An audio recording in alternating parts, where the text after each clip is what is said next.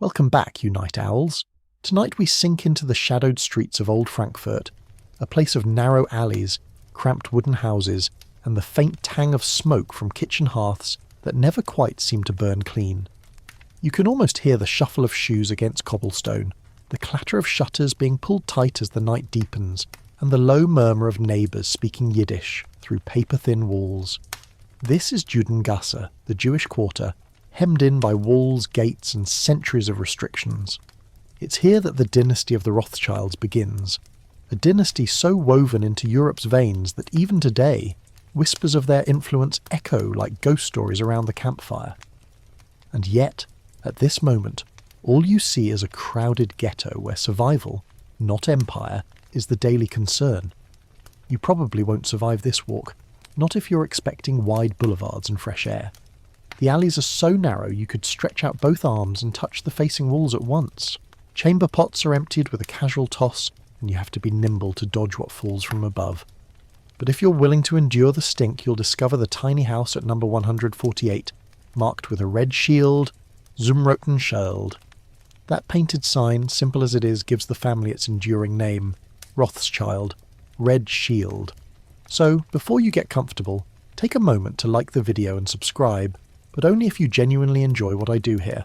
And while you're at it, let me know in the comments where you're watching from and what time it is there. I always love picturing this little global midnight club we've made. Now, dim the lights, maybe turn on a fan for that soft background hum, and let's ease into tonight's journey together. You settle into the ghetto's rhythms, the creak of carts bringing in fish from the main river docks, the chatter of money changers counting copper coins, the prayers drifting from a small synagogue tucked behind crooked houses. Life here is hemmed in by rules. Jews of Frankfurt may not own land outside these walls, may not join the guilds, and may only trade in specific goods, second-hand clothes, coins, and curiosities. It's a cage, yes, but cages sometimes produce creatures remarkably skilled at finding escape routes. At the heart of this place is Meyer Amschel Rothschild, born in 1744, fifth of 8 surviving children of Amschel Moses Rothschild, a small-time money changer. Meyer's father runs a modest shop where coins clink and parchments rustle, but fate is cruel. Both parents die while Meyer is still young. Orphaned, he must carve his own path. And yet, this early hardship sharpens him like a blade against stone. He apprentices with a banking house in Hanover, soaking in the mysteries of currency exchange, the value of rare coins, the fragile networks of credit that keep princes and merchants afloat. You lean closer, almost as though peeking over his shoulder at the dusty ledgers. Meyer is fascinated by old coins, small glittering artifacts of power and memory. Collectors crave them, and among collectors are nobles. That's where opportunity lies, not in haggling over cabbage in the marketplace, but in catering to the whims of the powerful. And with the right connections, even a boy from the Judengasse can reach into the courts of Europe. Back in Frankfurt, he sets up shop in the cramped house marked with the red shield. Imagine a room so narrow 2 men could barely pass each other, its shelves sagging with bags of coin, ledgers, and trays of medals.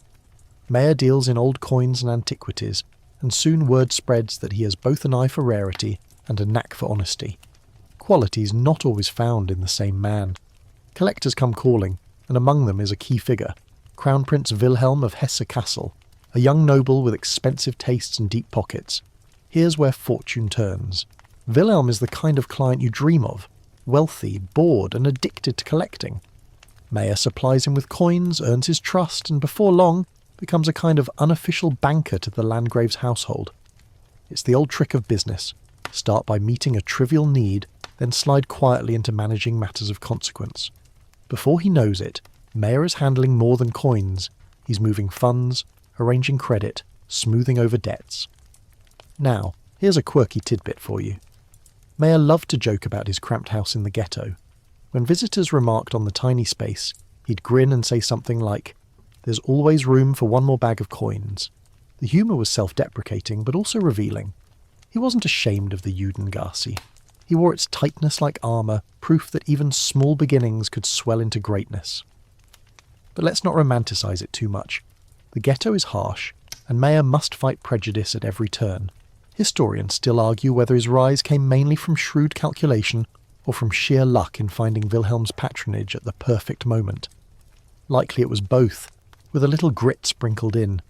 You wander further down the alley, past the tailor's workshop, the baker's oven, the widow selling candles. Everywhere you look, you see resilience. Families squeezed into tiny rooms, inventing new ways to stretch every coin, every scrap of food. Mayer's genius is not simply financial, it's cultural. He carries the ghetto's discipline into his business, treating waste as sin, opportunity as a sacred trust. Where others see cramped walls, he sees training grounds. By the late 1760s, his reputation begins to extend beyond Frankfurt. Nobles whisper his name in palaces. Merchants nod respectfully when it comes up over tankards of beer.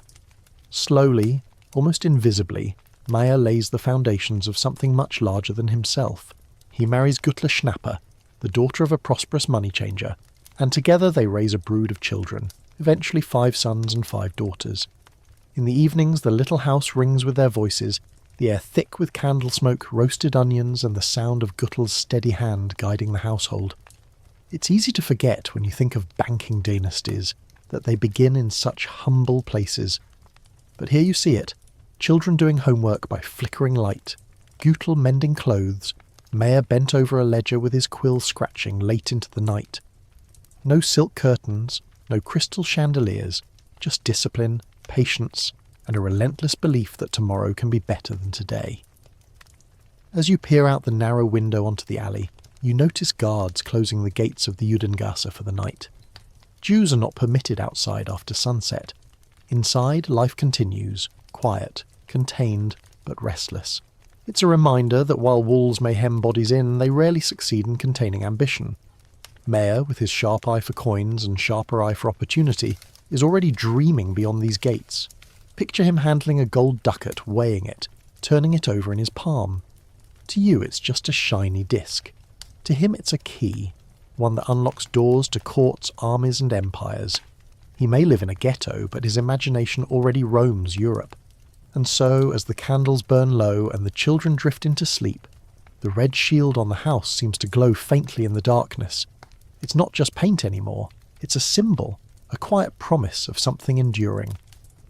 The world outside may still sneer at Judengasse, but inside this cramped house, the Rothschild story has begun to write itself. You wake again in the musty little shop, where the smell of parchment, wax, and worn leather mixes with the faint metallic tang of coin. The walls are stacked with trays of old medals, ancient Roman denarii, and gleaming ducats that catch stray candlelight. You sit cross-legged on a stool, watching Mayer Amschel Rothschild as he bends close to a silver coin, holding it up to the light with the steady patience of a man who knows details are destiny.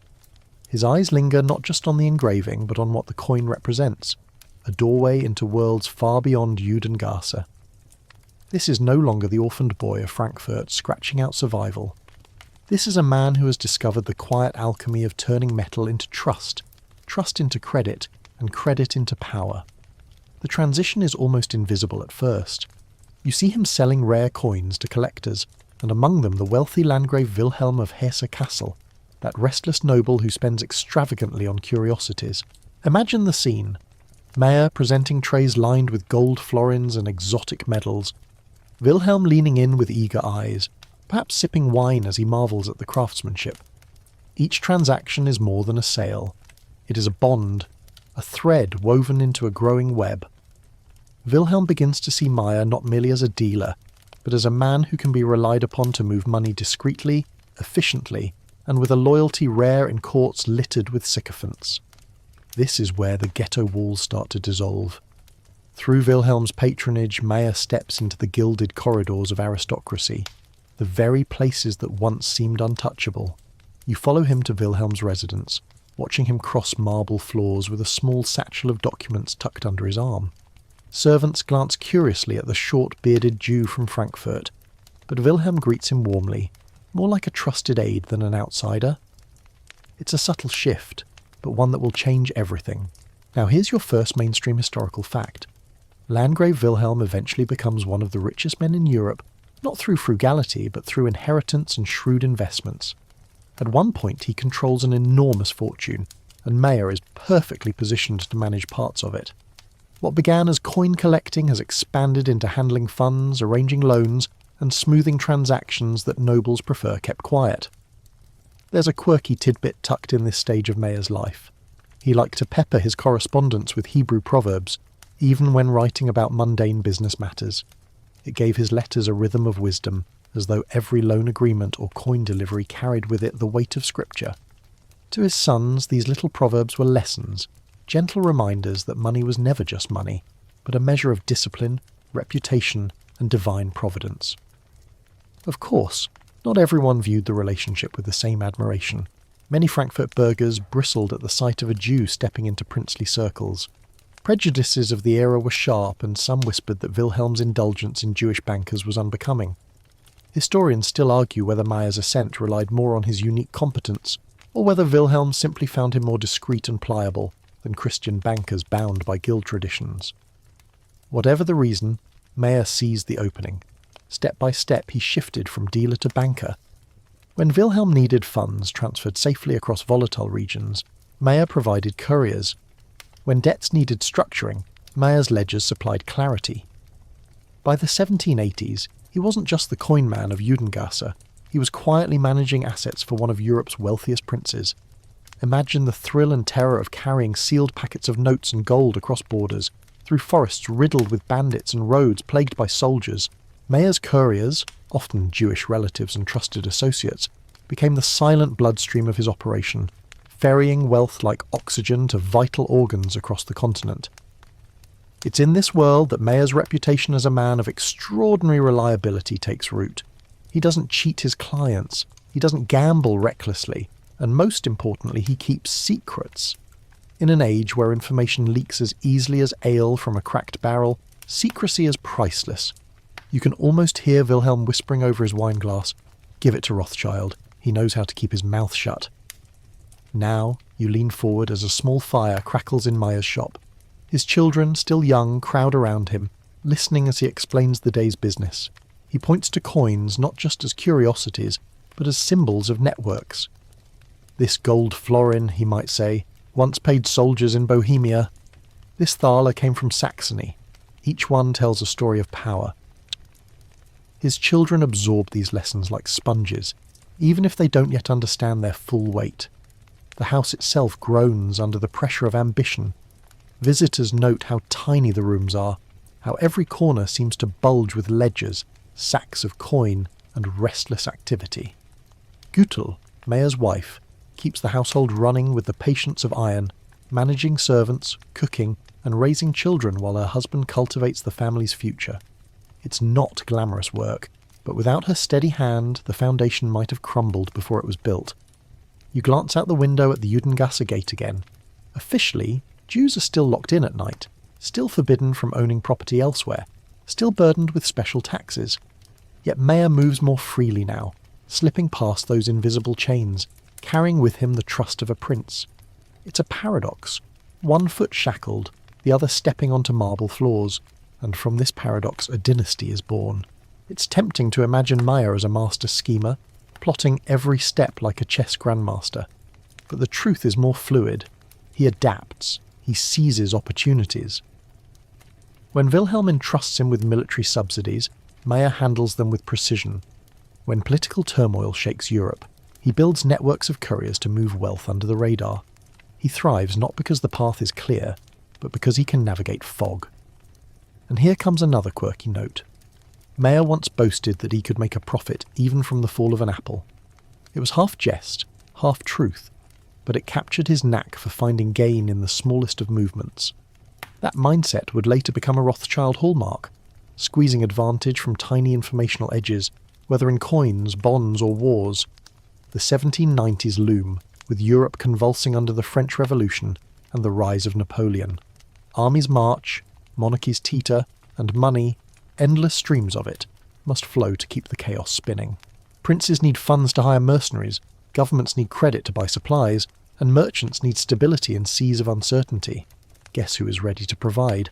Mayer Amschel, the man who started with dusty coin trays. Here's the mainstream fact to anchor this moment. By 1798, Mayer is formally recognised as court agent to Wilhelm, a title that places him among the ranks of official financial advisors to nobility. For a Jew in Frankfurt, this is nothing short of astonishing. The ghetto-born coin dealer has become, in essence, a prince's banker, and yet you can feel the unease beneath the triumph. Outside the ghetto, anti-Jewish prejudice simmers. Inside, neighbours whisper about Mayer's growing wealth. It's a precarious balance, climbing higher but never quite secure. Historians still argue whether Mayer's success softened or sharpened the hostility around him. Was he admired as a model of Jewish enterprise or resented as proof of Jewish cunning? The truth, as always, depends on whose diary you're reading. You lean back now, imagining the sound of carriages rattling down Frankfurt streets, carrying letters sealed with wax and packets of coin tucked under cushions. Mayer's couriers vanish into the distance, bound for Kassel, Vienna or Paris. His shop hums with quiet intensity, his children watching, learning. Every exchange, every ledger entry, every handshake nudges the family closer to something far greater than Mayer himself could have predicted. And as the candles gutter low in that cramped little house with the red shield, you realise you've witnessed the moment of transformation. A man who began by selling curiosities has become a trusted banker to nobility. The dynasty has crossed its first threshold. What lies ahead will stretch beyond Judengasse, beyond Frankfurt, beyond Germany itself, into the very bloodstream of Europe.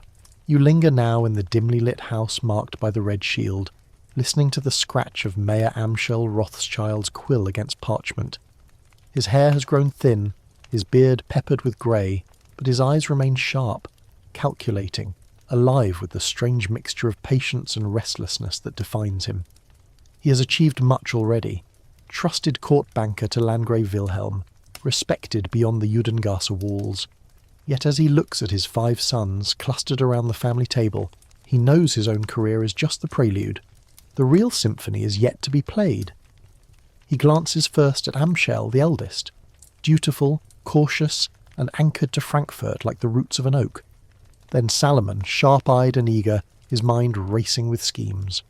Next, Nathan, restless and ambitious, with a fire that refuses to be contained by the ghetto's narrow alleys. Karl follows, measured and diplomatic, his tongue well suited to smoothing tensions. And finally James, Jacob as he is called then, the youngest, still barely a man, but already charming, shrewd and magnetic in ways that set him apart. Mayer doesn't see 5 boys, he sees 5 arrows, waiting to be drawn from the quiver and sent flying across Europe. This is no idle metaphor. Rothschild family law holds that Mayer himself compared his sons to 5 arrows, strong only when bundled together. You imagine him holding 5 slender sticks, snapping each one individually with ease, then binding them together, unbreakable in his hands. The lesson is not lost on his children. Unity is survival, and survival is the bedrock of power. The idea is radical. At a time when most Jewish families in Frankfurt struggle just to keep a foothold in trade, Mayer is plotting something that resembles empire. He envisions his sons spread across Europe, each embedded in a capital city, creating a web of information, capital, and loyalty that no single prince or banker can rival. It is, in effect, an early version of globalization, centuries before that word even exists. You watch as he draws maps across parchment, marking Vienna, Naples, Paris, and London. Each city is both opportunity and risk. Europe is unstable. Napoleon's wars rage, monarchs fall, armies march across borders with terrifying ease. But where others see only chaos, Mayer sees arbitrage. If a prince in Austria needs money for supplies, and an ally in London owes him funds, why not arrange the transfer through Rothschild couriers? If the French collapse a currency in one place, why not profit from the exchange in another? All of this requires reach, and reach requires sons. Let's step back to anchor this in fact. Mayer's strategy is perhaps the earliest deliberate creation of a multinational banking family. While merchant houses often placed agents abroad, few ever dared to split their entire bloodline across rival capitals. Historians still argue whether Mayer devised this plan from the beginning, or whether it evolved gradually as opportunities presented themselves. What's clear is that by the early 1800s his vision is set. Each son will be dispatched to anchor the family's fortune in a different city. The first arrow, Amschel Mayer, remains in Frankfurt. It's not glamorous, but vital. Frankfurt is the family's home, the place where documents are stored, marriages arranged, traditions kept. He serves as custodian of the dynasty's roots, a steady hand who ensures the red shield remains visible above the doorway. The second arrow, Salomon, is sent to Vienna. Imagine him stepping into the Habsburg capital, where carriages clatter over grand squares and the Hofburg Palace looms like a fortress of marble. Salomon's task is delicate. Austria is deeply conservative, suspicious of Jewish bankers, yet desperate for credit to fund its endless wars against Napoleon. Salomon positions himself as both outsider and indispensable ally, slipping into the empire's financial bloodstream with quiet persistence. The third arrow, Nathan, is dispatched to London in 1798. This is the boldest move of all. Nathan arrives almost penniless, armed only with a fierce will and a nose for opportunity. London is a roaring city, its docks brimming with ships from every corner of the globe, its markets volatile with speculation. Nathan dives into the chaos headfirst. He trades textiles, deals in bullion, and within a few years transforms himself from immigrant nobody to a financier of the British state itself. You can almost hear the sneer of London brokers when he first appeared, yet they would soon learn to respect, even fear, this determined Jew from Frankfurt. The fourth arrow, Karl, heads south to Naples. The Italian kingdoms are fragmented, their politics labyrinthine, but Naples offers a strategic link between Mediterranean trade and papal authority. Karl moves cautiously, but he builds networks with both secular rulers and churchmen, a balancing act that requires charm, discretion, and no small amount of nerve. The fifth arrow, James, the youngest, is eventually sent to Paris. There, in salons glittering with chandeliers and heavy with the scent of tobacco and perfume, James will carve out a space for himself among the city's elite. His rise is the most spectacular, and in many ways the most improbable, a boy from the Frankfurt ghetto becoming the toast of Parisian high society. But that's a tale for later. Back in the Frankfurt house, Mayer instructs his sons with the precision of a general. He devises family codes, training them in ciphers and symbols that allow letters to pass safely across war-torn borders. He drills them in loyalty, insisting they marry within the family to prevent wealth from leaking away. He repeats, again and again, that they are not 5 individuals but one organism united in purpose. Here's a quirky tidbit for you.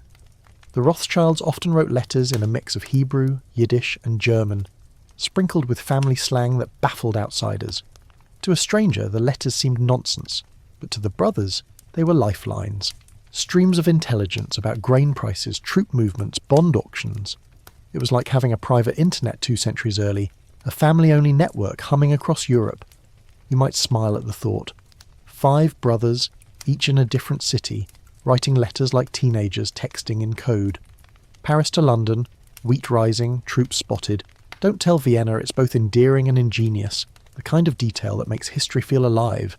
And yet, beneath the cleverness, there's also a shadow. Historians still argue whether Mayer's insistence on unity was foresight or obsession. Did it preserve the family's power, or did it suffocate individuality? Some of the sons, particularly Nathan, chafed at their father's controlling hand, preferring to blaze their own paths, but Mayer's rules held them together long enough to make their fortune indomitable. You imagine now the moment of farewell, each son preparing to leave Frankfurt. Gutler weeps quietly, her hands busy with last-minute sewing, pressing folded clothes into trunks. Mayer, though proud, carries a heaviness in his chest. He knows he is scattering his family across a Europe convulsed by war, each son stepping into unknown danger. But he also knows that no dynasty is built without risk. He sends them anyway, trusting in discipline, in loyalty, and in the unspoken force of the red shield that binds them. Picture it. 5 young men setting off in different directions, their boots caked with dust, their minds filled with calculations, their pockets heavy with letters of credit. Behind them, the cramped alleys of Judengasse fade into memory. Ahead lies Vienna's palaces, London's stock exchange, Naples' courts, and Paris's salons. They are not merely chasing opportunity, they are planting the Rothschild name like flags across the map of Europe. And as night falls again in the Judengasse, Mayer sits at his desk, quill in hand, sketching numbers by candlelight. Outside, the walls of the ghetto still loom, but inside he knows he has already breached them. His 5 arrows are in flight, and though no one else yet realizes it, they are about to redraw the financial destiny of Europe. The candles sputter in the Frankfurt house as you lean closer to Mayer's desk. The world beyond his shutters is no longer the provincial quiet of coin dealers and parish gossip. It is fire and cannon smoke, boots pounding roads, and empires cracking under the weight of a single man's ambition. Napoleon Bonaparte has stormed across Europe like a lightning bolt, reshaping borders, dethroning kings and bankrupting governments with a speed no one can quite keep up with. And into this roaring chaos, the Rothschild sons are scattering. Frankfurt the hub, and from it lines drawn outward like veins in a living organism. You can almost hear the distant thunder of battle as the couriers set out. These are not knights or soldiers, but hunched riders in plain clothes, saddlebags heavy with sealed packets. They carry no swords, but their cargo is more dangerous than steel. Promissory notes, letters of exchange, coded instructions, and sometimes just whispers of information more valuable than gold. Because in a Europe convulsed by Napoleon's wars, news itself becomes currency. If you know a battle's outcome a day earlier than the next man, you can move markets like a magician. Mayer's sons understand this instinctively. Nathan in London thrives on the pulse of war finance. British ministers need funds to pay their allies, their mercenaries, their ships. Parliament debates endlessly, but soldiers must eat. And when the government struggles to channel money to the continent, who steps into the breach? Nathan. He becomes the indispensable broker of subsidies, shuttling British gold through a hidden pipeline of couriers that runs straight into Austria and Prussia.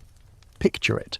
A courier in mud-splattered boots riding from London to Dover, slipping onto a packet boat under cover of fog, landing in Ostend or Hamburg, then riding again for days across forests and battle-scarred roads. Every mile is a risk. Bandits, soldiers, customs agents who might seize documents or gold.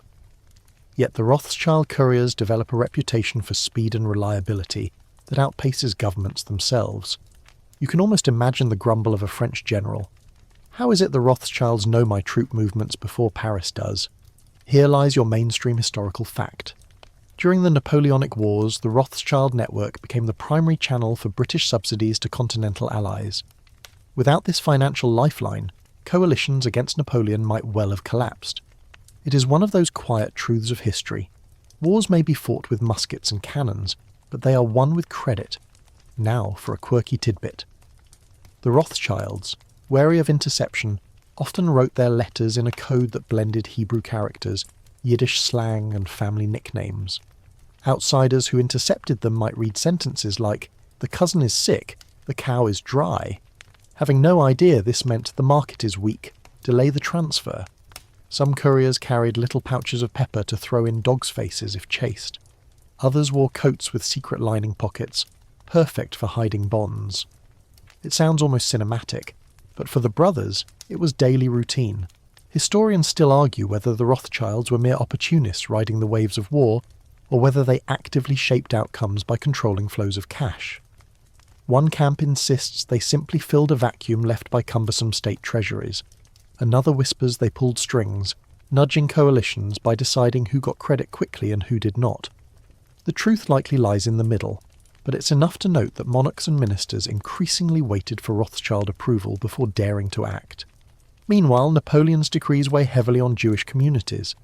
In Frankfurt, restrictions tighten, and anti-Jewish sentiment simmers beneath the surface. Mayer knows his family's rising profile paints a target on their backs. Yet paradoxically, Napoleon also emancipates Jews in some territories, granting civil rights that open doors. For the Rothschilds, this contradiction is just another landscape to navigate, obstacle and opportunity rolled into one. You trail Nathan as he strides across London's Change Alley, his boots clicking against the stone. The brokers look him over sceptically at first. Foreign, Jewish, unpolished. But Nathan has a gambler's instinct paired with a miser's caution. He leaps into speculation with boldness, but always calculates the odds. One story tells how he imported vast quantities of East India Company gold, then used it to supply Wellington's army in Portugal. His rivals muttered he was reckless, but when the payments cleared and Wellington marched on, Nathan was the one smiling. Back in Vienna, Salomon manoeuvres delicately with the Austrian court. Ministers, perpetually cash-strapped, swallow their pride and turn to him for loans. Salomon knows to act deferential, never flamboyant, for the Habsburgs guard their aristocratic dignity fiercely. Yet by degrees, the little Jew from Frankfurt becomes one of the pillars of their financial system. Karl in Naples faces trickier waters, for the kingdom lurches between French and Austrian influence. He learns to pivot, smiling in papal courts one day, bargaining with generals the next. James, not yet in Paris, waits his turn, learning from his elder brother's moves. The rhythm of their lives becomes clear. Money moves through letters, letters move through couriers, and couriers move through roads and rivers scarred by war. This private network hums like a nervous system, quicker and more responsive than any government bureaucracy. It is the nervous system of a dynasty still in its adolescence, but already pulsing with immense potential. Here's another quirky glimpse. Mayer himself, though increasingly frail, still insists on reading every report his sons send back. He sits in Frankfurt, spectacles perched on his nose, deciphering codes, chuckling at in-jokes and adding little notes of advice. Sometimes he scolds Nathan for overextending, sometimes he praises Salomon's caution. It's like watching a conductor guide an orchestra scattered across Europe, every player bound by the same score. Yet the stakes remain terrifyingly high. Couriers vanish, armies seize gold shipments. Once, a bag of silver destined for Vienna disappears into thin air, and for days the brothers sweat over whether it has been stolen. When it finally arrives, delayed but intact, they breathe as though released from a noose. This is no abstract business, it is survival at the knife's edge. Historians still argue whether the Rothschilds' advantage came from their speed of communication, or from their willingness to take risks governments balked at. Likely it was both. The couriers gave them intelligence, the intelligence gave them daring. Imagine being able to act on news of a battle before official dispatches reached the capital. That was power distilled into pure profit. You can almost hear Nathan, leaning across a desk in London, muttering, "Buy when others fear. Sell when others boast." His rivals laughed, until they noticed he always seemed to be on the winning side. As you drift back toward Frankfurt, the ghetto gates clanging shut again, you sense Mayer's pride mingled with dread. His 5 arrows are in flight, and though they cut through the clouds of war, he knows any one of them could be snapped by misfortune. Still, he holds fast to his conviction. United, they are unbreakable. And so the couriers ride on, saddlebags thumping, letters sealed with wax still warm from the flame. Through mud, snow and battlefields they weave an invisible web that stretches from London to Vienna, Naples to Frankfurt. A web Napoleon himself cannot see, but one that may yet prove stronger than any army. The night is thick with the scent of rain-soaked cobblestones, and you can almost hear the clatter of carriage wheels echoing down London's alleys. The year is 1815, and Europe trembles on the edge of a decision. Napoleon Bonaparte has escaped from Elba, rallied his veterans, and once more seized France like a storm. The armies of Britain, Prussia and Austria scramble to confront him, their supply lines stretched thin, their governments bleeding coin. The fate of empires is about to be decided on a muddy Belgian field near a village called Waterloo, and while generals polish their boots and soldiers shoulder muskets, Nathan Rothschild sits in his office in London, staring at ledgers and letters, waiting. Not waiting idly, of course. Nathan does not idle. He paces like a caged animal, calculating, recalculating, dispatching couriers, dispatching gold. For though Napoleon and Wellington may clash with cannons, the silent battle of credit is being fought here, in this cramped office with its ink-stained tables. Here's your mainstream historical fact. The Rothschild network was so efficient during the Napoleonic Wars that they often received battlefield news days before governments did. Their couriers, hardened men with fast horses, bribed customs officers, and coded letters tucked into hidden pouches, could outrun the slow, lumbering channels of official dispatch. And nowhere did this advantage become more legendary than at Waterloo. You imagine the scene. Rain falling in sheets, soldiers slipping in the mud, cannon fire booming like thunder. But hundreds of miles away, a Rothschild courier spurs his horse through the night, cloak snapping behind him. He carries no musket, yet his burden is heavier than lead. The first reports of the battle's outcome. Every hoofbeat is a coin flipping in Europe's financial markets. Arrive first with news of Napoleon's defeat, and fortunes can be made. Arrive first with news of his victory, and markets can be shattered. The story that emerges, half history, half myth, is irresistible. According to the legend, Nathan Rothschild receives news of Wellington's victory a full day before the official British dispatch reaches London. He rushes to the stock exchange, his face grim, his demeanour heavy.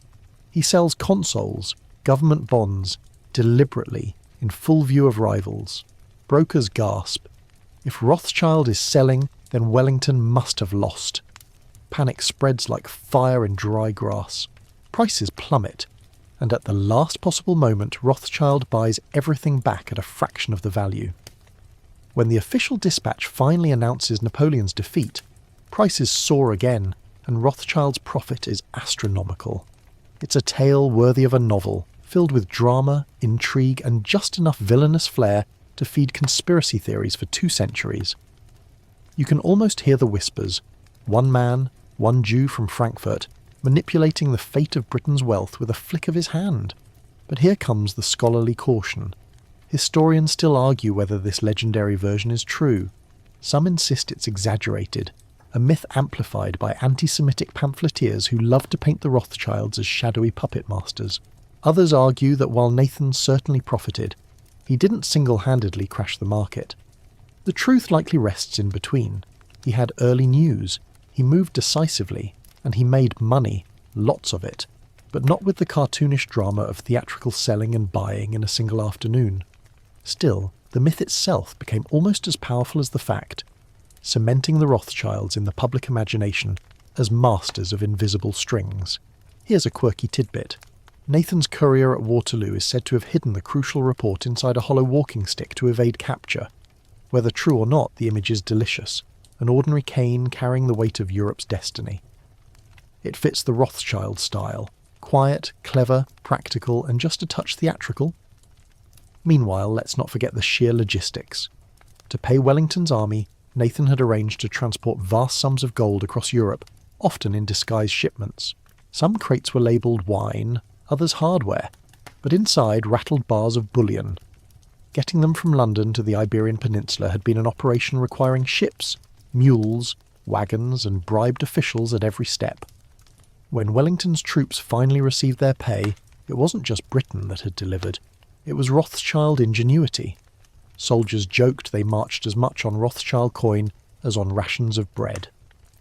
Now picture Nathan after Waterloo. His rivals mutter, some with admiration, others with envy, others with venom. The man turned war into fortune, they whisper in the coffee houses. But Nathan shrugs off the gossip. To him, it's not luck or villainy, it's simply the natural reward for being faster, better connected, and more disciplined. He has no time to savour the victory anyway. Already he's reinvesting profits, securing contracts, tightening the family web. Back in Frankfurt, Mayor Amschel does not live to see this climax. He dies in 1812 before Waterloo, but his teachings echo in every letter his sons exchange. Loyalty, secrecy, discipline. The 5 arrows are scattered across Europe, and Nathan's triumph in London is mirrored by James rising in Paris, Salomon weaving bonds in Vienna, and Karl navigating Naples. Together they are turning the Rothschild name into something more than a family. It is becoming an institution. Here's another quirky glimpse. After Waterloo, Londoners began telling jokes that if you sneezed in Frankfurt, Nathan would know it before you blew your nose. It was a backhanded compliment to the speed of his couriers and the eerie precision with which he always seemed to act just ahead of everyone else. Still, with power comes suspicion. The Waterloo story, whether true or embroidered, became the seedbed of countless conspiracy theories. Anti-Semitic tracts painted the Rothschilds as vampires draining nations, or as puppet masters pulling strings from hidden chambers. It didn't matter that governments themselves had invited Rothschild help, or that their efficiency had kept armies fed. What mattered was the optics, Jews growing rich while Christian kingdoms bled. In this sense, Waterloo was not just a financial triumph, but the beginning of the Rothschilds' double-edged fame. Historians still argue whether Nathan's true genius lay in speed of information or in sheer audacity. Some say his couriers merely gave him a small edge, but his courage to act on partial news set him apart. Others argue his advantage was far greater, that by controlling flows of bullion, he effectively became a shadow treasury of Britain itself. Either way, his reputation was sealed. He was the man who had turned a battlefield's outcome into financial thunder in the heart of London. You imagine him walking through the exchange after the dust settles, coat swinging, hat tipped low. Brokers stare, some with resentment, some with awe. Nathan doesn't care. He has won, not just money, but something subtler. He has branded the Rothschilds as the family who always knows first, and in finance, perception is as valuable as fact. The Battle of Waterloo ended Napoleon's reign, but for the Rothschilds, it marked a beginning. The whisper network of couriers, the coded letters, the daring trades, all crystallised into a legend that would propel them for decades. Their arrows had flown true, and their target was nothing less than the heart of Europe's financial system. So, as night falls on London, and the bells ring with news of peace, you hear a quieter sound. The scratch of Nathan's quill, tallying profits, planning reinvestments, sending coded letters to his brothers. Wars may end, but the business of money never sleeps. And the Rothschilds, bound by their father's vision, are just getting started. The fog drapes itself thickly over the Thames, swallowing the creak of moored ships and the cries of dock workers hauling crates at dawn. You pull your coat tighter, the damp chill seeping into your bones, and follow the trail of bootsteps through alleys that reek of coal smoke and stale ale. This is London at the beginning of the 19th century, a city bursting with ambition, noise, and opportunity. And here, among the chaos, Nathan Mayer Rothschild sharpens his claws. London is not Frankfurt. It is vast, unrelenting, with the hum of a city that feeds on the empire's arteries. Ships from India disgorge tea, spices and silk. Wagons from the Midlands bring coal and iron. Bankers shuffle in and out of counting houses with pockets bulging with bills of exchange. For Nathan, the third son of Mayor Amschel, this is not a foreign city. It is a chessboard. Every dock, every alley, every broker's office is a square where a bold move might capture a fortune. Nathan arrives in 1798, barely 30 years old, with little more than his wits and a modest supply of textiles to trade. He sets up in Manchester at first, selling cotton goods. The work is gritty. Warehouse dust clings to his coat, invoices stack high on the desk. But Nathan thrives. He studies markets the way a gambler studies cards, memorising patterns, spotting opportunities others miss. Soon, he abandons the role of small-time trader and gravitates toward the bigger stage, the world of bullion and bonds in London itself. Picture him stepping onto the floor of the Royal Exchange. It's a din of voices, men jostling shoulder to shoulder, ink-stained clerks waving paper, rumours flying faster than pigeons. Nathan dives in head first. He is not aristocratic, not polished, not even fluent in the polished English of Mayfair, but he is fast, sharp, and unshakably confident. Where others hesitate, Nathan acts. That alone is enough to unsettle rivals. Here's your mainstream historical fact. By the end of the Napoleonic Wars, Nathan Mayer Rothschild had become the leading banker in London's financial world, handling government loans and dominating the bullion trade. His office at New Court near St Swithin's Lane became the epicentre of British finance, rivalled only by the Bank of England itself. But how does he do it? Partly by being bolder than anyone else. When Britain needed gold to fund Wellington's campaigns in Spain and Portugal, Nathan stepped forward. He organised shipments across hostile waters, disguised in crates labelled as merchandise, bribing officials, hiring fast ships and moving bullion like contraband. It was a logistical feat that left his rivals gasping. The British government, recognising his brilliance, leaned more heavily on him with each passing year. By the time Waterloo crowned his success, Nathan was no longer merely a financier. He was the financial bloodstream of the British war machine. Now for a quirky tidbit, Nathan was famous for his brusque manner on the exchange. He dressed plainly, sometimes sloppily, and barked orders in a heavy German accent. One rival sneered that he looked more like a second-hand clothes dealer than a banker. Nathan laughed it off, pointing out that looking respectable never made anyone a profit. His philosophy was simple: let others polish their boots, he would polish his accounts. His brusqueness masked a shrewd theatrical instinct. Nathan knew that perception moved markets. He sometimes walked the floor with a studied scowl, letting rumours bloom like weeds. Brokers would panic, imagining catastrophe, while Nathan quietly positioned himself to profit from their fear. Was it manipulation? Perhaps. But Nathan might simply shrug and remind you that everyone on the exchange was playing the same game. He just played it better. The London power base he builds after 1815 is formidable. At New Court, clerks labour over tall stacks of correspondence arriving daily from Paris, Vienna, Frankfurt and Naples. Couriers gallop through the courtyard with fresh intelligence, grain prices in Bordeaux, troop movements on the Rhine, currency fluctuations in Hamburg. The Rothschild network hums like a telegraph decades before the telegraph exists. Information, in Nathan's hands, becomes leverage. Historians still argue whether Nathan's real power came from capital itself or from the speed of his intelligence. One camp says he was simply the richest, able to outbid rivals. Another insists it was his ability to act faster, to know more, to anticipate. Likely it was both. Wealth fed intelligence, and intelligence fed wealth, in an endless cycle. You step into his office at New Court. It smells of ink, wax and damp wool. Clerks with quills scratch figures by candlelight, while Nathan, pacing with hands clasped behind his back, dictates instructions. His voice cuts through the air, short, sharp, decisive. There is no dithering. Send the gold to Paris. Buy the consoles. Write to Vienna. Immediately. The pace is relentless, but his clerks rarely falter. They know their employer tolerates no hesitation. Nathan is not a man of charm like his younger brother James in Paris, nor of diplomacy like Salomon in Vienna. His gift is blunt force, speed, decisiveness, courage. He wins because he refuses to lose. He becomes the man ministers turn to when they are desperate. Prime Minister Lord Liverpool, Chancellor of the Exchequer, Nicholas van Sittart, they all learn that when funds are needed quickly, Rothschild delivers. And when Rothschild delivers, he earns not only interest but trust. Trust, of course, is a fragile thing in the 19th century financial world. Rivals whisper that Nathan controls too much, that no foreigner, let alone a Jew, should wield such influence in Britain. Caricatures circulate in newspapers, portraying him as a spider at the centre of a web, ensnaring monarchs and ministers. Nathan responds not with speeches, but with results. When the government needs a loan, he fills it. When markets quake, he stabilises them. Critics sneer, but secretly they know Nathan is indispensable.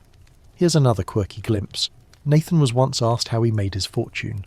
He reportedly answered, "I never buy at any price but the lowest, and I never sell at any price but the highest." A neat little formula, though easier said than done. Still, it captures his uncanny timing, his refusal to accept middling returns when extremes were within reach.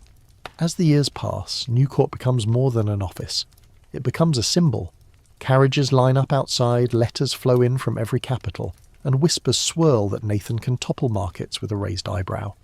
He builds a townhouse in London's Stamford Hill, but it is New Court that defines him, the fortress of ledgers and couriers where Europe's money flows like blood through arteries.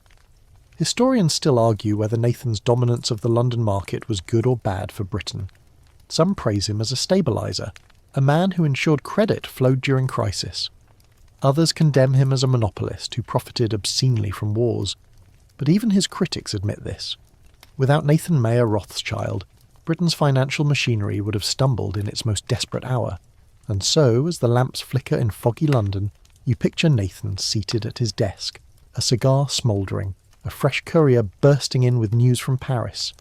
He reads the letter quickly, lips pressed thin, then issues instructions with barely a pause. Rivals in the exchange will wonder tomorrow how Rothschild always seems one step ahead. They will mutter about luck, or fate, or something darker. But the truth is simpler. Nathan has built a base so strong, a network so fast, and a will so unbending, that London itself now bends around him. The fog thickens outside, muffling the city's roar. But in the quiet hum of New Court, fortunes rise and fall at the scratch of Nathan's quill. London has its king in Parliament and its queen at Buckingham Palace. But in finance, it has a Rothschild. And for the moment, his reign is absolute. The Seine shimmers under the pale glow of a Parisian moon, its waters carrying the laughter of boatmen and the clatter of wheels from carriages that roll over the Pont Neuf. You wander into a city that has shed its revolutionary terror and Napoleonic chaos, donning instead the glittering mask of the Bourbon Restoration. Here, chandeliers blaze in gilded salons, violins hum beneath painted ceilings, and whispers of politics mingle with the perfume of powdered aristocrats. It is a city obsessed with appearances, status, elegance, reputation. And into this stage strides James Rothschild, the youngest of Mayors 5 Arrows, armed not with a noble title, but with an unshakable confidence that wealth and wit can conquer any drawing room. James, Jacob as his family calls him, is still in his 20s when he arrives in Paris in 1811, dispatched by his father and elder brothers to establish a foothold in one of Europe's grandest capitals. Imagine the nerves. The ghetto-born son from Frankfurt entering a city where wit is currency and bloodlines matter more than ledgers. But James has inherited more than just his father's discipline. He has a natural charm, a smile that disarms, and an energy that seems to dance in his eyes. He's shorter than most of the dandies in silk waistcoats, but he moves with such certainty that people lean toward him instinctively. At first, his task is practical. France under Napoleon is hostile ground, and Jewish financiers are eyed with suspicion. Yet James begins with what the Rothschilds do best: managing funds discreetly, moving money efficiently, and cultivating allies quietly. By the time Napoleon falls and the Bourbons return, James is perfectly positioned to extend his family's web into Parisian society.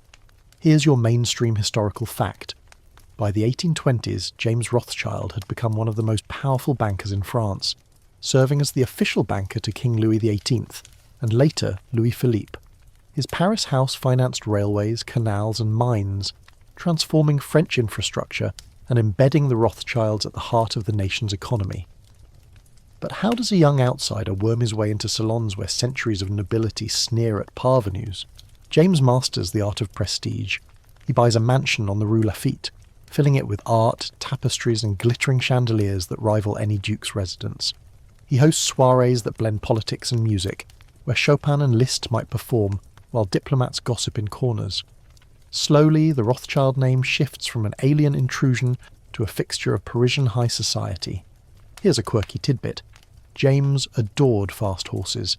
His stables became legendary, and Parisians joked that his carriages were the only ones that could outrun scandal. On the boulevards, seeing a Rothschild equipage thunder past became a symbol of both wealth and audacity. He even raced his carriages against aristocrats, sometimes winning wagers that embarrassed old families who considered themselves born to superiority.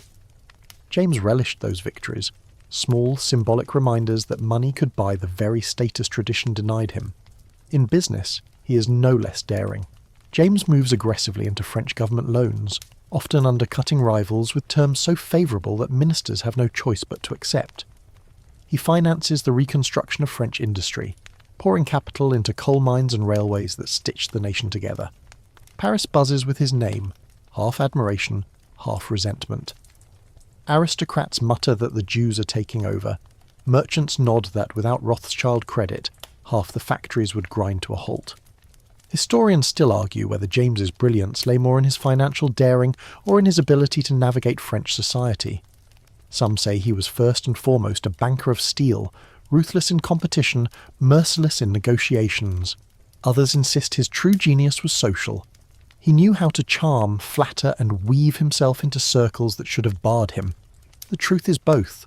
James was a man who could negotiate a multi-million franc loan in the morning and host a glittering soiree in the evening, both with equal mastery. You stand now in one of his salons. The room glows with candlelight, crystal glasses clink, and the air hums with Chopin's notes. Politicians lean close, murmuring favours. Poets recite verses in corners. Ladies fan themselves as their jewels catch the light. James, short and energetic, moves from group to group with restless ease, ensuring every guest feels attended to. He doesn't merely host, he orchestrates. Each soiree is not a party but a performance, reinforcing that the Rothschilds are no longer outsiders. They are the axis around which Parisian power turns. But prestige comes at a cost. Anti-Semitism in France never slumbers. Pamphlets circulate depicting James as a spider at the centre of a European web, pulling strings to enrich his family while draining nations. Caricaturists exaggerate his features, painting him as greedy, conniving, alien. The irony is painful. The same society that accepts his credit for railways sneers at his Jewishness in private.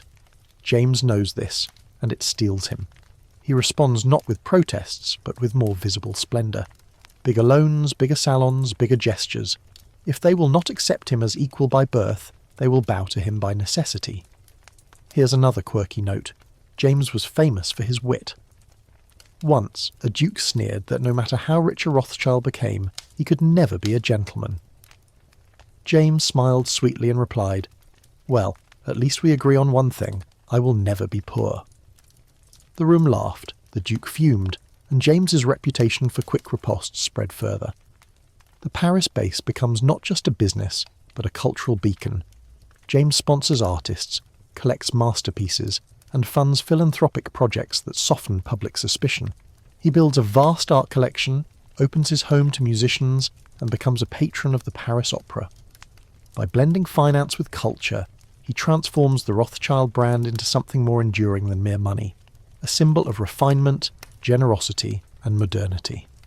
Historians still argue whether this cultural patronage was genuine passion or calculated self-defence. Did James truly love art and music, or were they shields against anti-Semitic envy? Likely it was both. Either way, his soirees and collections left a permanent mark on Paris, embedding the Rothschilds into the city's identity. Meanwhile, the business empire grows. James works closely with his brothers in London and Vienna, channeling funds across borders, ensuring that no major European government can ignore the Rothschilds. He pioneers railway finance in France, underwriting lines that connect Paris to the provinces.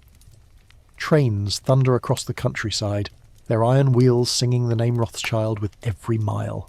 And so, as you step back into the night air of Paris, the Seine reflecting the glow of lamps along the boulevards, you sense what James has accomplished. In a city obsessed with bloodlines, he has carved a throne from sheer wealth and willpower.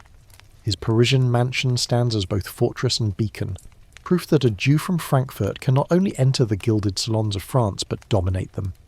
The whispers of envy, the caricatures, the pamphlets, they sting, but they also confirm the truth. James Rothschild is no longer merely tolerated.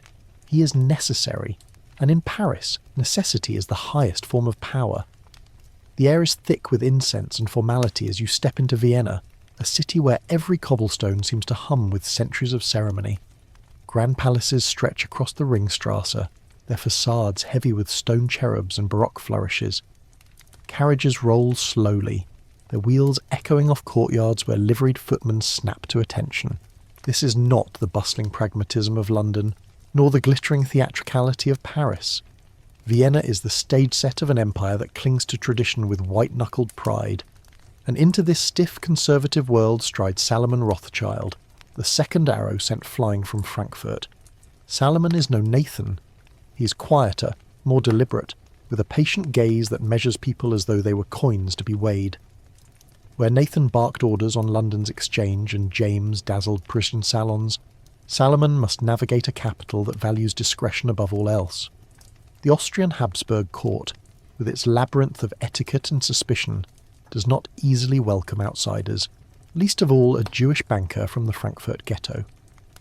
But Mayer's plan is clear. Vienna, as the beating heart of the Habsburg monarchy, must be drawn into the Rothschild web. You follow Salomon in 1820 as he sets up his base on the Herrengasse, a quiet but strategic street. His office is modest at first, more counting room than palace, yet the ledgers stacked on the shelves pulse with ambition. The Habsburg monarchy is staggering under debt. Wars against Napoleon have drained the treasury, leaving ministers desperate for credit. And desperation, Salomon knows, is the chink in any fortress wall. Here's your mainstream historical fact. In 1820, Salomon Rothschild arranged a major loan for the Austrian Empire, marking the beginning of his rise as one of Vienna's dominant bankers. This partnership would eventually make the Rothschild House of Vienna indispensable to the financial survival of the Habsburg monarchy. At first, aristocrats sneer. They mutter in drawing rooms that it is humiliating for the empire of Maria Theresa and Joseph II to rely on Judengeld, Jewish money. Yet when payrolls come due for soldiers, when grain must be imported, when the empire's sprawling bureaucracy demands wages, those same aristocrats fall silent and turn to Salomon. He becomes, within a decade, a fixture of the Austrian state's finances, his handwriting woven into the empire's very survival. Salomon understands Vienna's rhythms. He does not flaunt himself in society like James in Paris. Instead, he cultivates allies behind closed doors, finance ministers, generals, high clerks in the bureaucracy. He learns to move with Viennese grace, bowing where necessary, keeping his words measured, his gestures restrained. His power is quiet but immense. Here's a quirky tidbit. Salomon, unlike his flamboyant brothers, was notoriously awkward in public conversation. One observer noted that he often stared at his boots during social gatherings, mumbling a few words before excusing himself. Yet this shyness became a kind of armour. Aristocrats who mocked his plain manners underestimated him, only to discover later that their estates and debts were already entangled in his ledgers. Vienna at this time is the headquarters of Prince Clemens von Metternich, the empire's foreign minister and the architect of post-Napoleonic Europe. Metternich's obsession is stability. No revolutions, no liberal reforms, nothing that might shake the delicate balance of thrones. For stability, he needs money. And so, reluctantly at first, he opens the doors of power to Salomon Rothschild. By the 1830s, the two men are locked in a quiet partnership. Metternich dictates policy. Rothschild ensures the bills are paid. Historians still argue whether Salomon's relationship with Metternich was one of equal partners, or whether Salomon merely supplied the cash while Metternich held the reins. What is clear is that by funding the empire's debt, Salomon gained not only wealth, but influence. Ministers who might once have dismissed him as an interloper now sought his advice. Some even dined at his house, though always with the faint condescension reserved for a Jew in an empire that clung fiercely to Catholic tradition. You sit now in his counting room, listening to the rustle of paper as clerks add figures. Outside, Vienna hums with horse-drawn carriages and the faint sound of Strauss waltzes drifting from ballrooms. But inside, the atmosphere is tense, alive with the sense that every number on the page corresponds to regiments, fortresses, ministries. Salomon taps the ledger with his finger and murmurs to a clerk, "Release the funds." With that, thousands of soldiers in Galicia will be fed for another month. His pen, not a sabre, sustains the empire. Here's another quirky glimpse. Salomon had a peculiar fondness for cigars. He would light one at his desk and let it burn slowly, untouched, as he read through piles of correspondence. Visitors joked that his cigars were like his loans, slow-burning, ever-present, and filling the room until you could not ignore them. The Austrian Rothschild base also moves into industry. Salomon invests in railways, most famously the Kaiser Ferdinand's Nordbahn, Austria's first major railway line completed in the 1830s. Trains thunder north from Vienna to Moravia, carrying coal and iron, knitting together provinces of the empire. Locals stare at the smoking engines in wonder, some calling them fire horses. To financiers, the iron tracks symbolize something even greater. Rothschild power stretching across landscapes once thought immovable. Historians still argue whether Salomon pushed Austria toward modern capitalism, or whether he merely exploited opportunities already present. Some see him as a visionary industrialist, others as a cautious opportunist. But the fact remains, the Nordbahn carried not only coal but the Rothschild name into the daily lives of ordinary Austrians. In society, Salomon's family began to rise as well. He married into established Jewish merchant families, consolidating alliances. His children, raised in Vienna, spoke fluent German and French, dressed elegantly, and slowly nudged the Rothschilds into Viennese high society. Yet even as they attended operas and masquerades, prejudice never fully lifted. Aristocrats could borrow money from Rothschilds, dine at their tables, but rarely forget or forgive that they were Jewish. This tension was always present. On one hand, the Rothschilds became indispensable pillars of the Austrian economy. On the other, they remained outsiders in a city that prided itself on tradition. Satirical pamphlets circulated mocking Salomon as a foreign usurer. Caricatures depicted him counting coins with hooked fingers, a grotesque reminder of the anti-Semitism that shadowed every success. Salomon endured it with stoic silence, puffing on his cigars, balancing his ledgers, knowing that ridicule meant little so long as ministries signed his contracts. You walk with him now through the grand halls of the Hofburg Palace, marble columns soaring overhead. Courtiers in powdered wigs and velvet cloaks glance sideways, some nodding curtly, others curling their lips. Salomon does not meet their gaze. He bows, waits in silence, then quietly reminds the finance minister that without the Rothschild loan, regiments on the Hungarian frontier will starve. The room falls quiet. Aristocratic pride shrinks before financial reality. And so, Slowly, a web stretches from Salomon's modest counting house into the veins of the Austro-Hungarian Empire. Railways, mines, loans, subsidies, all flowing through Rothschild channels. By the time the 1840s arrive, no government minister can imagine Austrian finances without the Rothschilds. As the lamps flicker along Vienna's streets, Strauss waltzes still swirl through gilded ballrooms, and carriages still rattle under palace gates. But beneath the pomp, another rhythm pulses, the steady scratch of Salomon Rothschild's quill, the ink that binds an empire. His Vienna is not a city of salons and charm like James's Paris. It is a city of quiet endurance, of patient leverage, of power held in silence. The morning sun slants across the Bay of Naples, turning the water a glittering silver and casting the shadow of Vesuvius long across the city. You can almost taste the salt in the air, mingled with the scent of oranges from nearby groves, and the smoke of cooking fires curling up from narrow lanes. The streets of Naples are noisy, chaotic, filled with hawkers shouting about fish and fruit, while carriages lurch through the throng of pedestrians, priests and soldiers. And into this lively, unpredictable world, Karl Mayer von Rothschild arrives, the fourth of Mayer's 5 arrows, carrying the Red Shield legacy south into the heart of Italy. Karl is different from his brothers, less brash than Nathan, less dazzling than James, less austere than Salomon. He embodies patience and diplomacy. Naples, with its mixture of Bourbon monarchs, papal influence, and restless subjects, requires exactly those qualities. The kingdom of the two Sicilies, stretching across southern Italy and Sicily, is wealthy in land and produce but fragile in politics. Governments rise and fall with dizzying frequency, rebellions flare, and foreign powers lurk just offshore. Into this volatility, Karl establishes the Rothschild foothold. Here's your mainstream historical fact. Karl Rothschild founded the Rothschild House of Naples in 1821, serving as banker to the Bourbon monarchy of the two Sicilies and gradually entangling the family business with both secular and papal finances. His office became one of the most important financial centres in southern Europe.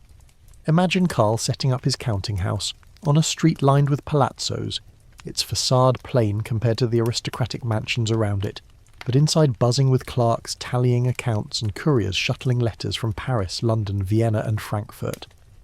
From this office, Karl extends credit to merchants, underwrites government loans, and quietly builds influence with ministers of the Bourbon king Ferdinand I. The Bourbon monarchy, suspicious of outsiders, initially treats Karl warily.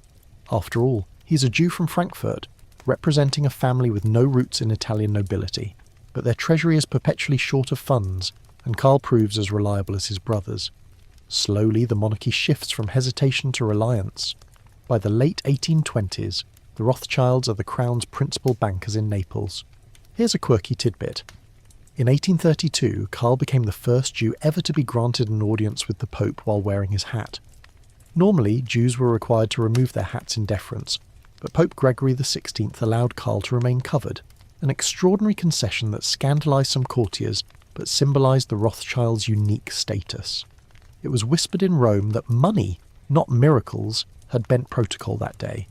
Karl's role in Naples goes beyond the monarchy.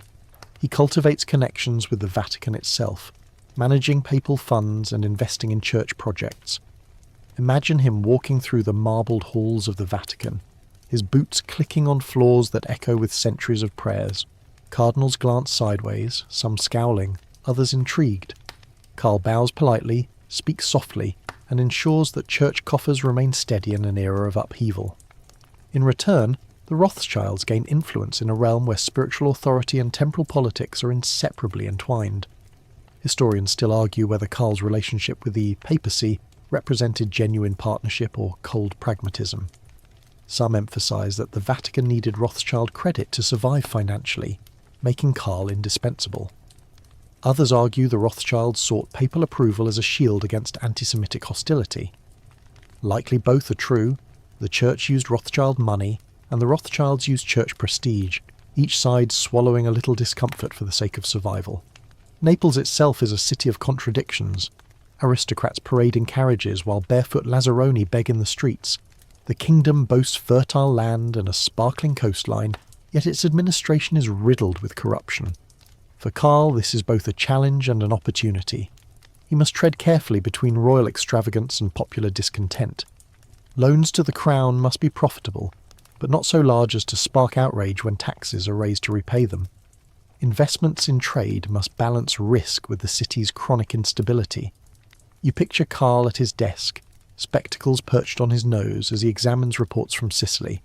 Grain harvests, tax shortfalls, unrest among peasants. He sighs, rubs his temples, then writes a letter to Nathan in London. The king requests another advance. The treasury is empty again across Europe. His brothers nod knowingly. Naples is always empty, always needy, always one crisis away from collapse.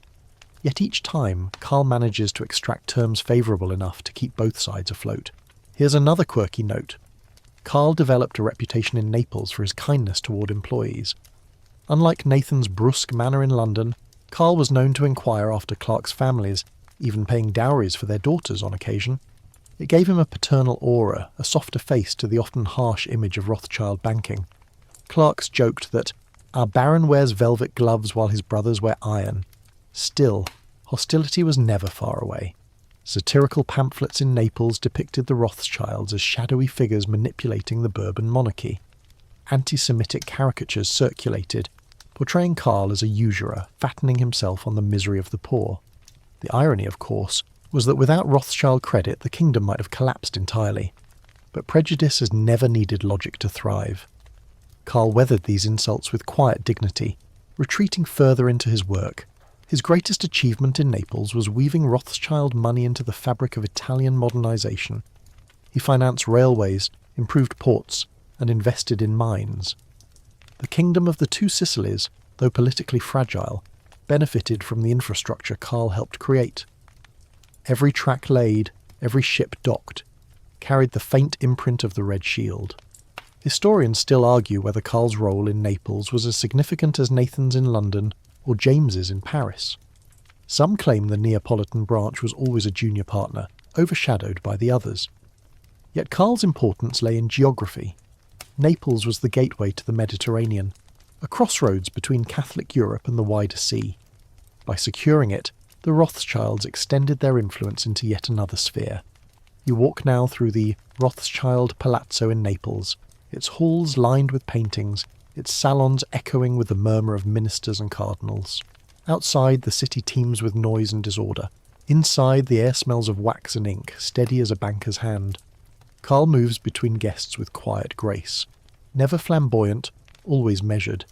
His presence is less commanding than Nathan's, less dazzling than James's, but no less enduring. And so, by the time the 1830s draw to a close, the Rothschild web stretches across Europe, London, Paris, Vienna, Frankfurt and Naples. Each brother, each arrow has found its mark.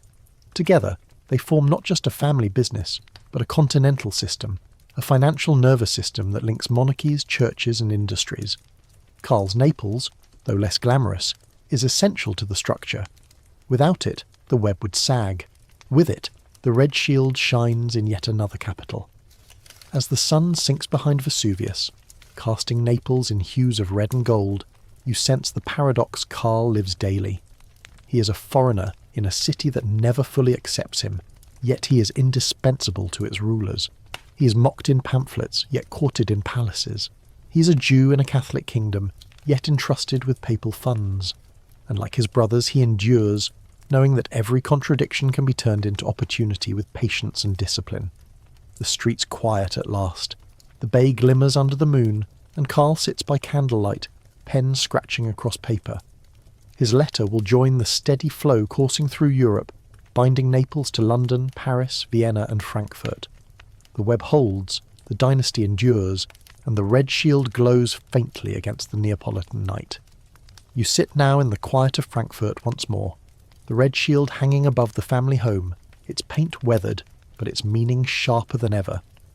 The 5 arrows of Meyer's vision are firmly planted across Europe. Nathan in London, James in Paris, Salomon in Vienna, Karl in Naples, and Amschel keeping the family's anchor in Frankfurt. But how does such a far-flung dynasty remain united when distance, politics, and rivalries could so easily pull it apart? The answer is whispered through every letter they send, sealed in every wax imprint, and carried in every marriage contract signed in candlelit parlours. It is discipline, codes of communication and codes of kinship that hold the Rothschilds together. The first code is literal. When couriers gallop across muddy roads carrying sacks of letters, those letters must not reveal their secrets. So the Rothschilds invent their own language, a dense stew of Hebrew letters, Yiddish slang, German shorthand, and family in-jokes. Outsiders who intercept the mail find only gibberish. The uncle's goat is ill, the apples are heavy, nonsense on the surface, but to the brothers it signals a shift in bond prices or troop deployments. Even within the family, only a few trusted clerks are taught to decipher the script. It becomes their invisible wall, stronger than iron bars, protecting the lifeblood of information. Here's your mainstream historical fact. Rothschild correspondence in the early 19th century filled hundreds of volumes written in private code. Historians who later gained access to the family archive had to compile dictionaries just to untangle the meaning. These letters, dense with abbreviations and cryptic symbols, are now considered one of the richest sources for understanding European finance of the era. The second code is less obvious, but no less binding: the family marriage strategy. In an age when wealth could easily disperse through dowries and inheritances, Mayer and Guttler decided early that their dynasty must turn inward. Cousin married cousin, niece married uncle, ties woven so tightly that Rothschild blood and Rothschild capital rarely leaked beyond the clan. To outsiders, it seemed clannish, even grotesque. To the Rothschilds, it was survival. Each union reinforced the network. Each wedding feast was also a contract signing. Each cradle song sung to a child was a promise that the dynasty's fortune would not scatter like coins on a cobblestone street. Here's a quirky tidbit. One contemporary quipped that the Rothschilds had invented the family firm in bed as well as in the counting house. Invitations to weddings often read less like social announcements and more like boardroom mergers. Guests would joke, half admiring, half scornful, that one needed a genealogical chart just to follow the romances. And yet, behind the jokes lay envy. Who else had mastered the art of keeping fortunes intact generation after generation? Of course, this marriage policy was not without tension. Some sons bristled at the lack of choice, sighing as cousins became not just childhood playmates, but assigned brides. Daughters, too, bore the weight of expectation, their futures mapped out in advance to fortify alliances. Historians still argue whether this was a sign of Mayer's genius or of his iron-fisted control. Did these marriages truly strengthen the dynasty, or did they suffocate individuality? The truth lies somewhere between. The policy bound the family tightly in its golden circle, but it also planted seeds of private resentment that would flicker in later generations. You sit now in the parlour of the Frankfurt house, where Guttler oversees preparations for yet another wedding. Candles glow on polished silver, and the smell of roasted goose fills the room. Young cousins cast furtive glances at one another, knowing that matches are being discussed in whispers by the elders. It is a strange blend of domestic warmth and corporate planning, as though love and balance sheets share the same table. Meanwhile, the codes of correspondence keep the brothers' world humming. A letter from Paris to London may contain just a few lines, yet within those lines is an entire symphony of meaning. Apples bruised, but cart steady. James warning Nathan of a temporary dip in French bonds. From Vienna to Naples, the goat's milk is sour. Salomon signalling Karl that the Austrian government is delaying repayments. The brilliance is not in the code itself, but in the discipline to maintain it, day after day, across thousands of miles. Here's another quirky note. The brothers use numbers in eccentric ways, assigning arbitrary values to words so that loan might equal 47. Gold might equal 92. Once, a clerk confused a 9 with a 4, and the letter seemed to suggest Salomon was shipping 90 barrels of wine instead of a modest loan arrangement. For weeks, the brothers teased him mercilessly, proving even dynasties enjoy their private jokes. And yet, beneath the humour lies steel. A broken code could mean intercepted intelligence, ruined deals, even assassinations in times of revolution. The Rothschilds never forgot they were not just bankers but targets, resented by aristocrats, envied by rivals, scapegoated by nationalists. Secrecy was not paranoia, it was armour. The marriage strategy likewise had its shadows. Keeping bloodlines closed inevitably sparked whispers of degeneration. a favourite theme of anti-Semitic pamphleteers who claimed Rothschild wealth was unnatural, corrupt, even diseased. Yet the family endured, generation after generation, producing heirs sharp enough to handle the business. Love may have been hemmed in, but loyalty remained unbreakable. Historians still argue whether the Rothschild dynasty would have survived without this double code of secrecy and kinship. Some insist the brothers' unity was unique, impossible to replicate in other merchant families precisely because of these practices. Others claim that eventually secrecy and inbreeding isolated the family, making them appear aloof and suspicious to the wider world. What no one disputes is the result. By mid-century, the Rothschild name was synonymous with continuity. While other houses rose and fell, split by quarrels or diluted by marriages, the Rothschild dynasty endured. You walk again through the Frankfurt house, imagining the walls lined with shelves of coded letters, each scrap of paper carrying invisible threads across Europe. The dining room hums with conversations where brides and grooms are not just partners, but strategic nodes in a family web.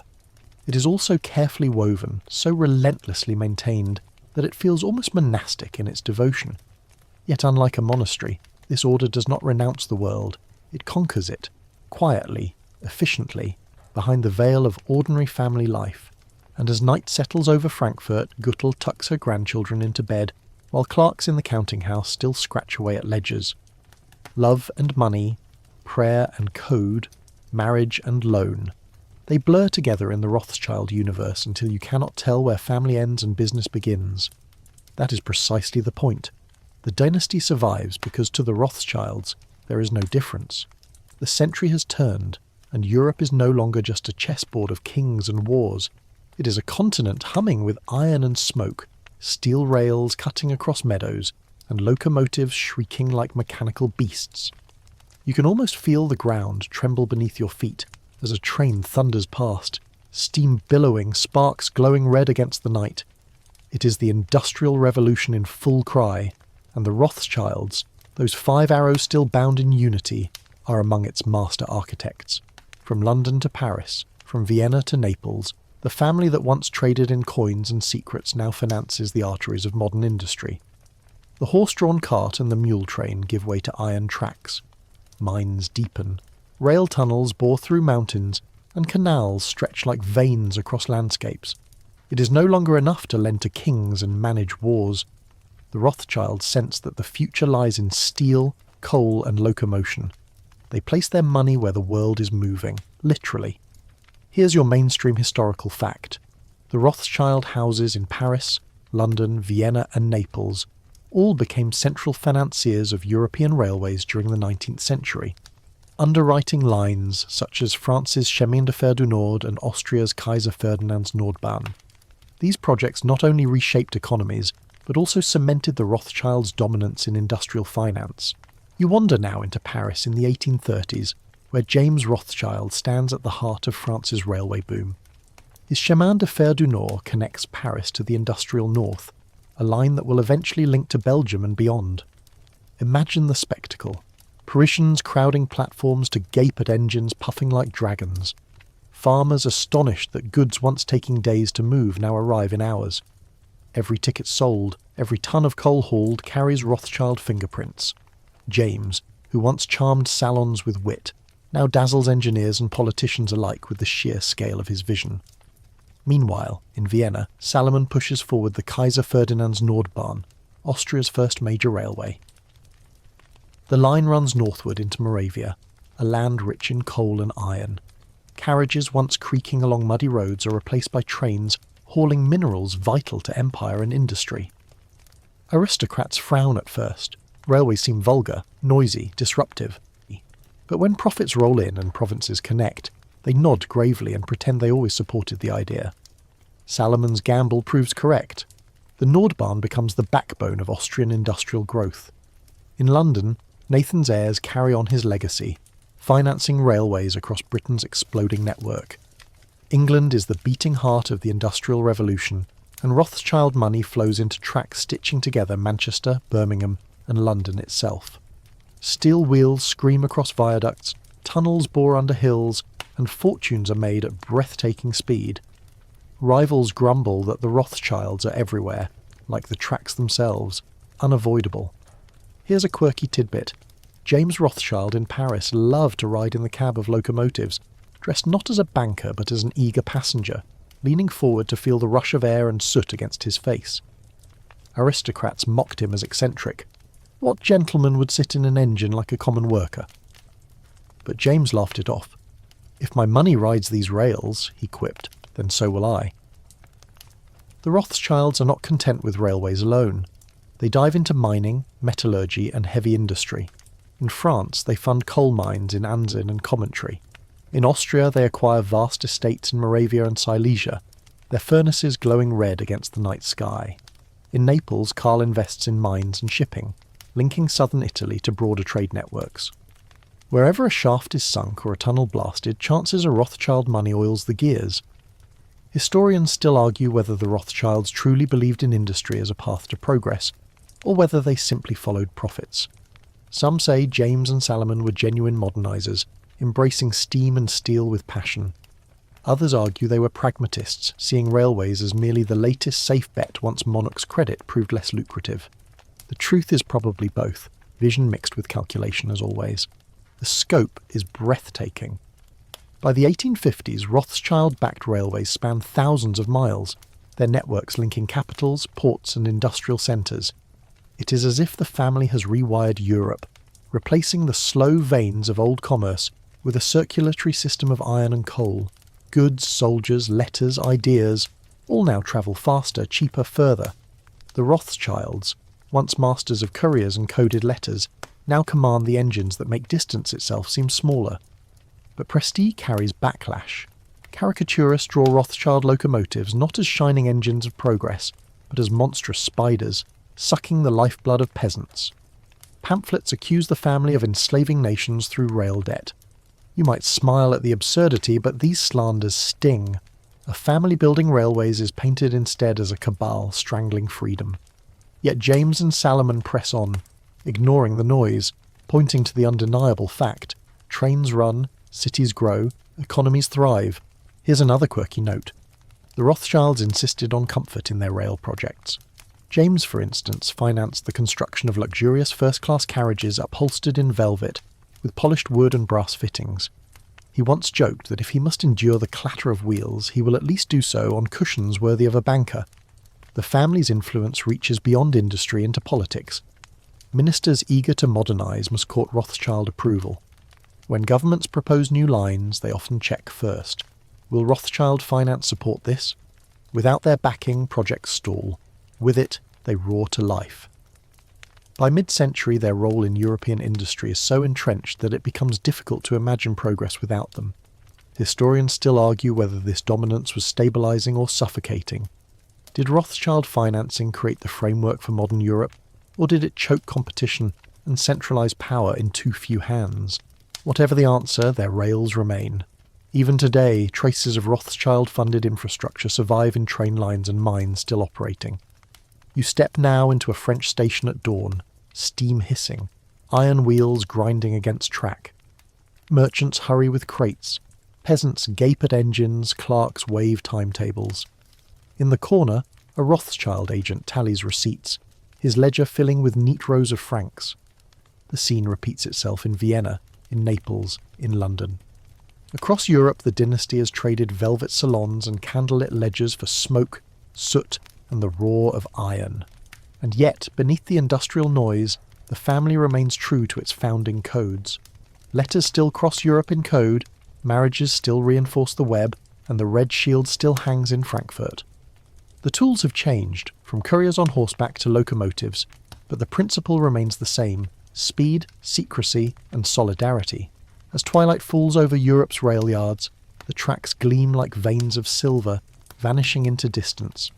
Locomotives rest in their sheds, fires banked for the night. And somewhere, in Paris or Vienna, a Rothschild banker leans back in his chair, cigar smoke curling upward, and smiles. The dynasty has moved beyond coins and couriers. It commands engines and empires of steel. The world itself, it seems, now runs on Rothschild rails. The rumble of trains and the clang of furnaces still echo in your ears. But now you follow the Rothschilds away from stations and mines into another realm entirely. Their palaces. Here, iron rails transform into gilded staircases, coal dust into velvet drapes, and the roar of locomotives into the quiet strains of Chopin or Liszt. For the Rothschilds, wealth is never just numbers in a ledger. It is also a statement written in stone, canvas, and generosity. You step into Paris, where James Rothschild has purchased the Grand Hotel on the Rue Lafitte. Chandeliers glitter overhead, their crystal catching candlelight in 1,000 tiny prisms. Gilt mirrors reflect silk gowns, diamond tiaras, and the sheen of polished marble floors. Guests, ministers, dukes, poets, mingle with glasses of champagne in hand, while waiters in livery weave silently between them. The house is not merely a home, it is a theatre, a stage on which James performs the role of a banker transformed into a prince. Here's your mainstream historical fact. By the mid-19th century, the Rothschilds had built or acquired dozens of grand residences across Europe, from Parisian hotels particulier to English country estates like Nathan's Gunnersbury Park, to Viennese palaces on the Ringstrasse. These homes were not just dwellings, but symbols, announcing the family's permanence and prestige in societies that still resisted granting Jews full acceptance. The interiors rivaled those of old aristocracy. Rooms overflowed with tapestries, gobelin carpets, and gilded furniture. Libraries contained rare manuscripts, collections of ancient coins, a nod to Meyer Amschel's beginnings, and early editions of classics. Art adorned every wall: Rembrandt portraits, Dutch landscapes, Italian Renaissance panels. Guests stepping into a Rothschild palace often whispered that they had entered not a house but a museum. Here's a quirky tidbit. Nathan Mayer Rothschild, despite his brusque manner in finance, adored horticulture. At his English estate in Stamford Hill, he spent lavishly on exotic plants, importing specimens from as far as the Caribbean. His greenhouse was a wonder, filled with orchids and palms that made visitors feel they had stepped into a tropical jungle. Nathan once joked that if finance collapsed, he might retire as a gardener, though his family knew he'd sooner prune rivals than roses. The palaces were not only about display, they also functioned as nodes of influence. A soirée at James's Paris house was as politically charged as any session of the Chamber of Deputies. Over music and champagne, decisions were nudged, alliances forged, rumours confirmed. Ministers who balked at formal meetings often relaxed in these salons, letting slip their plans, which Rothschild ears captured eagerly. In London, Nathan's successors used Gunnersbury Park for similar purposes, hosting aristocrats for hunting parties, where discussions of railway concessions and government bonds flowed as freely as the wine. Yet wealth without generosity curdles into envy. The Rothschilds knew this, and so they cultivated philanthropy as carefully as they managed accounts. Hospitals, schools, and charitable societies blossomed with their funds. In Paris, James and his wife Betty supported Jewish welfare institutions, orphanages, and relief for the poor. In Frankfurt, Gutli, widowed matriarch of the dynasty, was revered for her quiet acts of charity, sending bread and coal to families still trapped in the ghetto, even as her sons built palaces abroad. Historians still argue whether this philanthropy sprang from genuine compassion or from a shrewd desire to soften public suspicion. Some point to the Rothschilds' personal involvement, visiting hospitals, attending charity events, as proof of sincerity. Others suggest it was reputation management, a gilded shield against resentment. Likely, as always, it was both. Charity offered comfort to others and security to themselves. You pause now in Vienna, where Salomon Rothschild has built a palace that seems to outshine even Habsburg residences. Its grand halls echo with music, while carriages line the street outside. Yet Salomon himself, shy in company, often retreats to quieter rooms, puffing on cigars and listening to Strauss waltzes drifting faintly from afar. For him, the palace is less about hosting and more about permanence, a declaration that Rothschild roots in Vienna are no passing fancy, but as solid as marble columns. In Naples, Karl's home is smaller, less ostentatious, but it hums with a different prestige. The proximity of cardinals, bishops and ministers who shuffle in and out for discreet financial discussions. His palace is both residence and bank, a blend of velvet curtains and stacks of ledgers. Even here, art and finance intertwine, The same rooms that display Renaissance paintings also witnessed negotiations over papal funds. Here's another quirky glimpse. James Rothschild in Paris loved horses as much as art. His stables were so grand that Parisians whispered they rivaled those of the king. On Sunday afternoons, he often invited friends not to admire paintings, but to tour his thoroughbreds. Guests found themselves learning bloodlines of stallions with the same intensity they expected for discussions of politics or poetry. For James, horses were living art, as essential to prestige as his Rembrandts. The Rothschild art collections became legendary. James's Paris house contained works by Rubens and Van Dyck. In London, Lionel Rothschild filled his rooms with Turner landscapes. In Vienna, the family acquired old masters with the zeal of seasoned curators. Over time, their combined holdings formed one of the largest private art collections in Europe. For critics, it proved their vulgarity, buying prestige with coin. For admirers, it demonstrated vision, preserving treasures for posterity. Historians still argue whether these collections were passion projects or deliberate tools of legitimacy. Did the Rothschilds love art for art's sake, or did they use it as a language to speak to aristocrats who valued heritage over balance sheets? Again, the answer is likely both. In the glitter of canvases, they found both beauty and acceptance. Philanthropy extended beyond the Jewish community. The Rothschilds donated to hospitals that served Christians as well, careful to show that their generosity crossed boundaries. In London, Lionel Rothschild supported projects that improved sanitation in poor neighbourhoods. In Paris, James funded public works that beautified the city. This dual focus, strengthening their own community while reaching beyond it, was strategic. They were Jews, yes, but they were also Europeans, and their giving reflected both identities. Of course, not all generosity silenced resentment. Anti-Semitic critics sneered that Rothschild charity was mere blood money, a way of laundering ill-gotten gains. Pamphlets mocked their palaces as fortresses of usury. Caricatures showed coins sprouting into chandeliers. The family bore these insults with stoicism, sometimes even humour. James once remarked, "If they call me a spider, let them, so long as my web catches flies." Yet inside their palaces, life pulsed with warmth. Children raced down marble corridors, governesses scolded in German and French, and Gutli's descendants filled nurseries with the cries of new generations. Behind the grandeur was still a family, bound by Meyer's rules, still sending coded letters, still marrying cousins, still gathering under the Red Shield's shadow. You walk now through a Parisian salon, where Liszt's fingers blur over piano keys, the room holding its breath at the cascade of sound. James leans against a mantel, smiling faintly, while diplomats murmur behind their fans. You realise the performance is not just Liszt's, it is the Rothschilds, turning money into music, finance into prestige, suspicion into applause. By the mid-19th century, the dynasty has mastered this art. Palaces proclaim permanence, collections whisper refinement, philanthropy eases envy.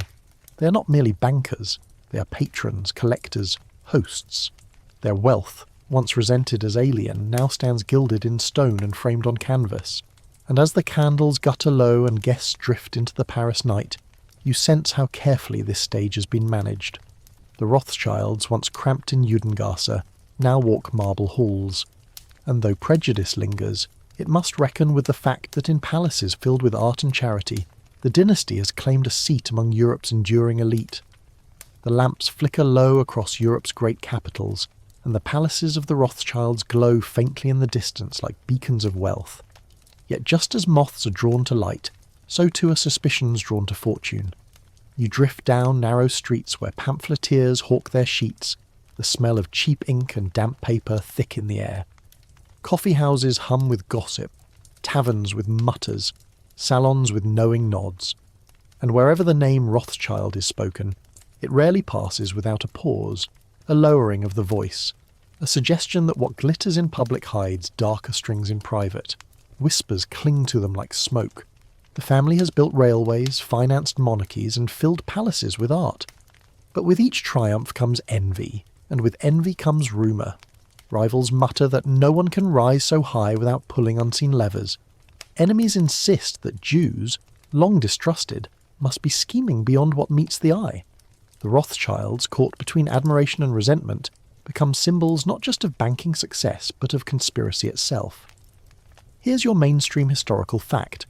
By the mid-19th century, anti-Semitic conspiracy theories often fixated on the Rothschild family, portraying them as shadowy manipulators of governments and markets. These narratives circulated in pamphlets, newspapers, and even novels, casting the dynasty as the hidden hand behind revolutions, wars, and economic panics. The most enduring of these legends is the Waterloo tale, the one you've already heard, of Nathan Rothschild supposedly manipulating the London stock market by spreading false news of defeat. Whether true or false, it becomes gospel in the public imagination. People repeat it with relish. The little man from Frankfurt who outwitted Britain itself, profiting from war while soldiers bled in Belgian mud. The story is retold in taverns, embroidered in satirical cartoons, expanded until Nathan appears less as a banker and more as a sorcerer conjuring wealth from disaster. But Waterloo is only the beginning. By the 1830s and 1840s, pamphlets accused the Rothschilds of orchestrating revolutions.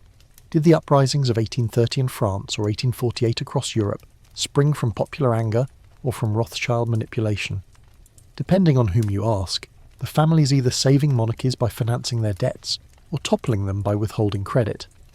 The contradiction doesn't bother the pamphleteers. Conspiracy thrives on contradiction. Here's a quirky tidbit.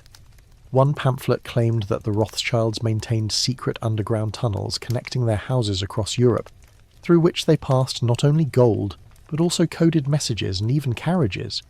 It was absurd. The distances made such tunnels impossible, but the image stuck. People love to picture the Rothschilds as moles, tunnelling unseen beneath kingdoms, their power invisible yet omnipresent. Historians still argue whether these conspiracy theories were driven more by anti-Semitism or by genuine bewilderment at the Rothschilds' success. Some point to the long tradition of blaming Jews for usury and financial manipulation. Others suggest that the sheer scale of the Rothschilds' achievements, their ability to outpace governments in moving funds and information, made them appear superhuman, thus suspicious. Likely it was both. Prejudice latched onto visibility, turning admiration into paranoia. You find yourself in a smoky Viennese cafe, listening as two men argue over coffee. One insists that Salomon Rothschild controls the Habsburg monarchy, that Metternich is but his puppet. The other shakes his head, muttering that the Rothschilds secretly fund Hungarian revolutionaries to undermine Vienna. Both cannot be true, yet both men believe passionately, fueled by half-heard rumours and the ever-present envy of outsiders watching wealth they cannot touch. In Paris, satirical journals depict James Rothschild as a spider in a web, each thread stretching toward a crown. London, Vienna, Naples. His eyes gleam, his fingers clutch, while kings dangle helplessly like flies. The caricature makes readers chuckle, yet beneath the humour lies poison. If kings themselves can be caught in a Jewish banker's web, what hope have ordinary men? Meanwhile, the Rothschilds carry on their work, seemingly unbothered. James still hosts salons, Nathan's heirs still dominate London, Salomon funds railways, Karl counsels Neapolitan ministers. They know the rumours swirl, but they also know that gossip pays no debts, while their ledgers balance kingdoms. Here's another quirky glimpse. During one particularly nasty round of pamphleteering, Nathan's son Lionel reportedly shrugged and said, "If every paper in London calls us villains, but the Exchequer still calls us bankers, we shall not starve." It was a cold joke, but it captured the family's pragmatism. Reputation in society could be mocked, but so long as governments paid their commissions, survival was assured. Yet even pragmatism has its limits. Anti-Semitism seeps into laws as well as pamphlets. In Vienna, Jews remain excluded from many honours and offices, no matter how indispensable their credit. In London, Lionel Rothschild fights for years before being allowed to take a seat in Parliament, blocked by Christian oaths. The whispers are not harmless. They become barriers, chains disguised as jokes. Historians still argue whether the Rothschilds fueled conspiracy by their own secrecy. Did their coded letters, private marriages, and tight-knit family structure encourage suspicion? Perhaps. Their very discipline, designed to preserve unity, gave outsiders the impression of a cabal. To the Rothschilds, secrecy was practical. To their critics, it was proof of hidden schemes. You walk now into a shabby print shop in Frankfurt, where presses clatter and sheets pile high. the pamphlet hawker shouts about a new exposé on the Rothschilds, promising readers the truth about revolutions, assassinations, and markets. You read a line. The red shield hides black hearts. It is lurid, absurd, venomous, and yet people buy it, nodding as if it confirms what they already suspected. And here lies the paradox. The Rothschilds, by financing governments and industries, stabilise Europe. Yet the very stability they provide feeds the myth of their control. If a railway runs smoothly, surely Rothschilds own the land beneath it. If a war ends, surely Rothschilds dictated the treaty. If bread is scarce, surely Rothschilds hoarded the grain. In the fevered imagination of 19th century Europe, the family becomes both omnipotent and omnipresent. As you drift back into the quiet of their palaces, you hear the faint rustle of newspapers being tossed aside by ministers and monarchs. They smirk at the caricatures, then dip their pens in ink and sign another loan contract with Rothschild. Whispers may stir coffee houses, but gold still flows through Rothschild ledgers. The irony is sharp. In becoming the indispensable bankers of Europe, the Rothschilds also become the perfect villains of its paranoia. Admired, envied, feared, slandered. The dynasty has entered not only the ledgers of history, but also the imagination of conspiracy, and from imagination there is no escape. The dawn breaks pale over Europe, and the sound you hear is no longer the shriek of locomotives, but the low, nervous murmur of markets. For all their palaces, railways, and prestige, the Rothschilds cannot command history's tides. Crises roll in like storms, banking panics, revolutions, defaults, and each one threatens to tear their web apart. Yet, time and again, the family bends without breaking, proving that resilience is not a luxury for dynasties but their very lifeblood. You find yourself in London in 1825, walking past the Royal Exchange as shouts echo from within. Clerks clutch papers, brokers wave their arms frantically, and faces pale as rumours ripple across the crowd. The speculative fever in South America, where investors dreamed of silver mines and endless riches, has burst. Companies collapse, credit freezes, and panic spreads like fire. This is the Great Panic of 1825, one of the first modern financial crises. Here's your mainstream historical fact. During the Panic of 1825, dozens of banks across Britain failed, but Nathan Mayer Rothschild's London house not only survived, it emerged stronger, thanks to its ample reserves and cautious lending. His firm even extended emergency credit that helped stabilise the system. You picture Nathan pacing inside New Court, smoke curling from his cigar as clerks rush in and out with ledgers. Rivals crumble around him, yet his coffers hold firm. He had resisted the wild speculation in South American schemes, dismissing them as castles in the air. When panic strikes, he alone has cash to lend, and in crisis, cash is king. The government itself turns to Rothschild for stability. Nathan's brusque reply, "I have the money," becomes legendary, a reminder that discipline can turn disaster into opportunity. Here's a quirky tidbit. During that same panic, when other bankers were wringing their hands, Nathan reportedly sent a clerk to buy him a new umbrella. When asked why, he quipped, "If I can still afford a dry head, then I'm not ruined." The joke made its way across London, equal parts mockery and admiration.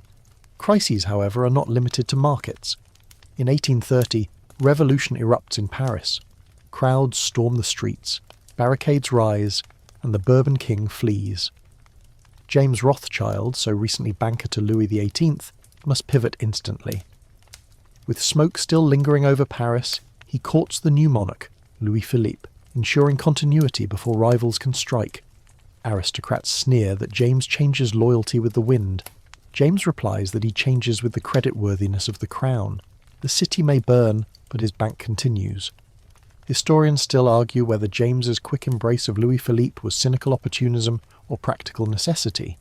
Did he betray one king for another, or did he simply preserve the financial arteries of France? Either way, his resilience ensures that the Rothschild name emerges from revolution intact, even strengthened.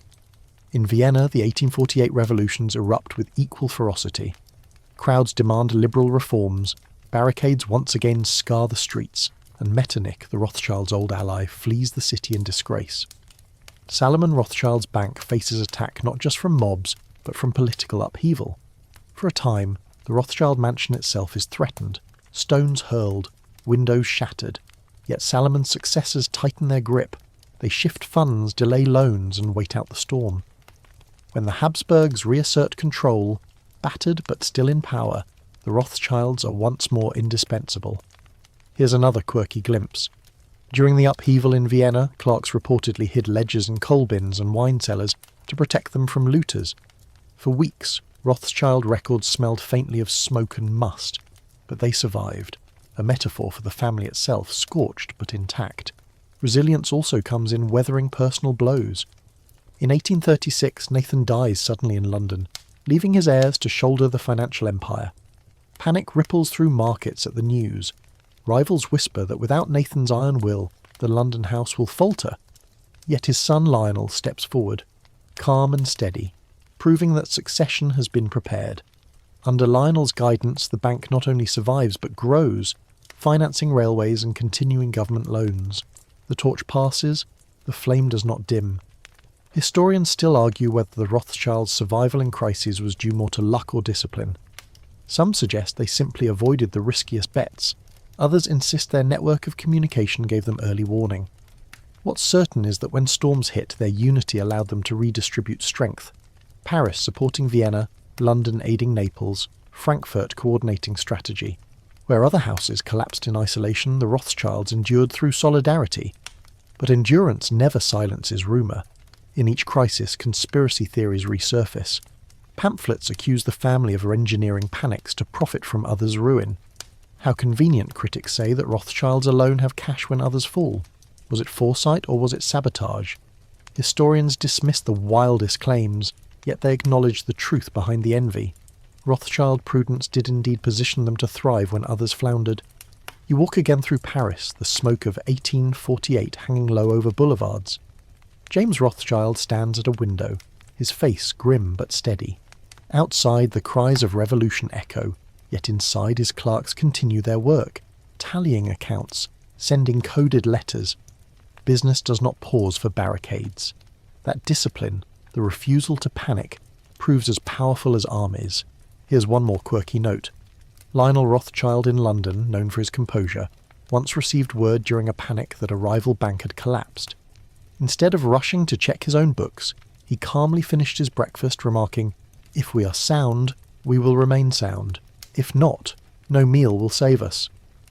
Then he lit a cigar and walked to New Court unhurried. His coolness reassured markets as much as his reserves did. By mid-century, the Rothschilds had survived enough storms to seem almost indestructible. Panics, revolutions, even deaths of patriarchs had not broken them. Their resilience became part of their legend, as envied as their fortune.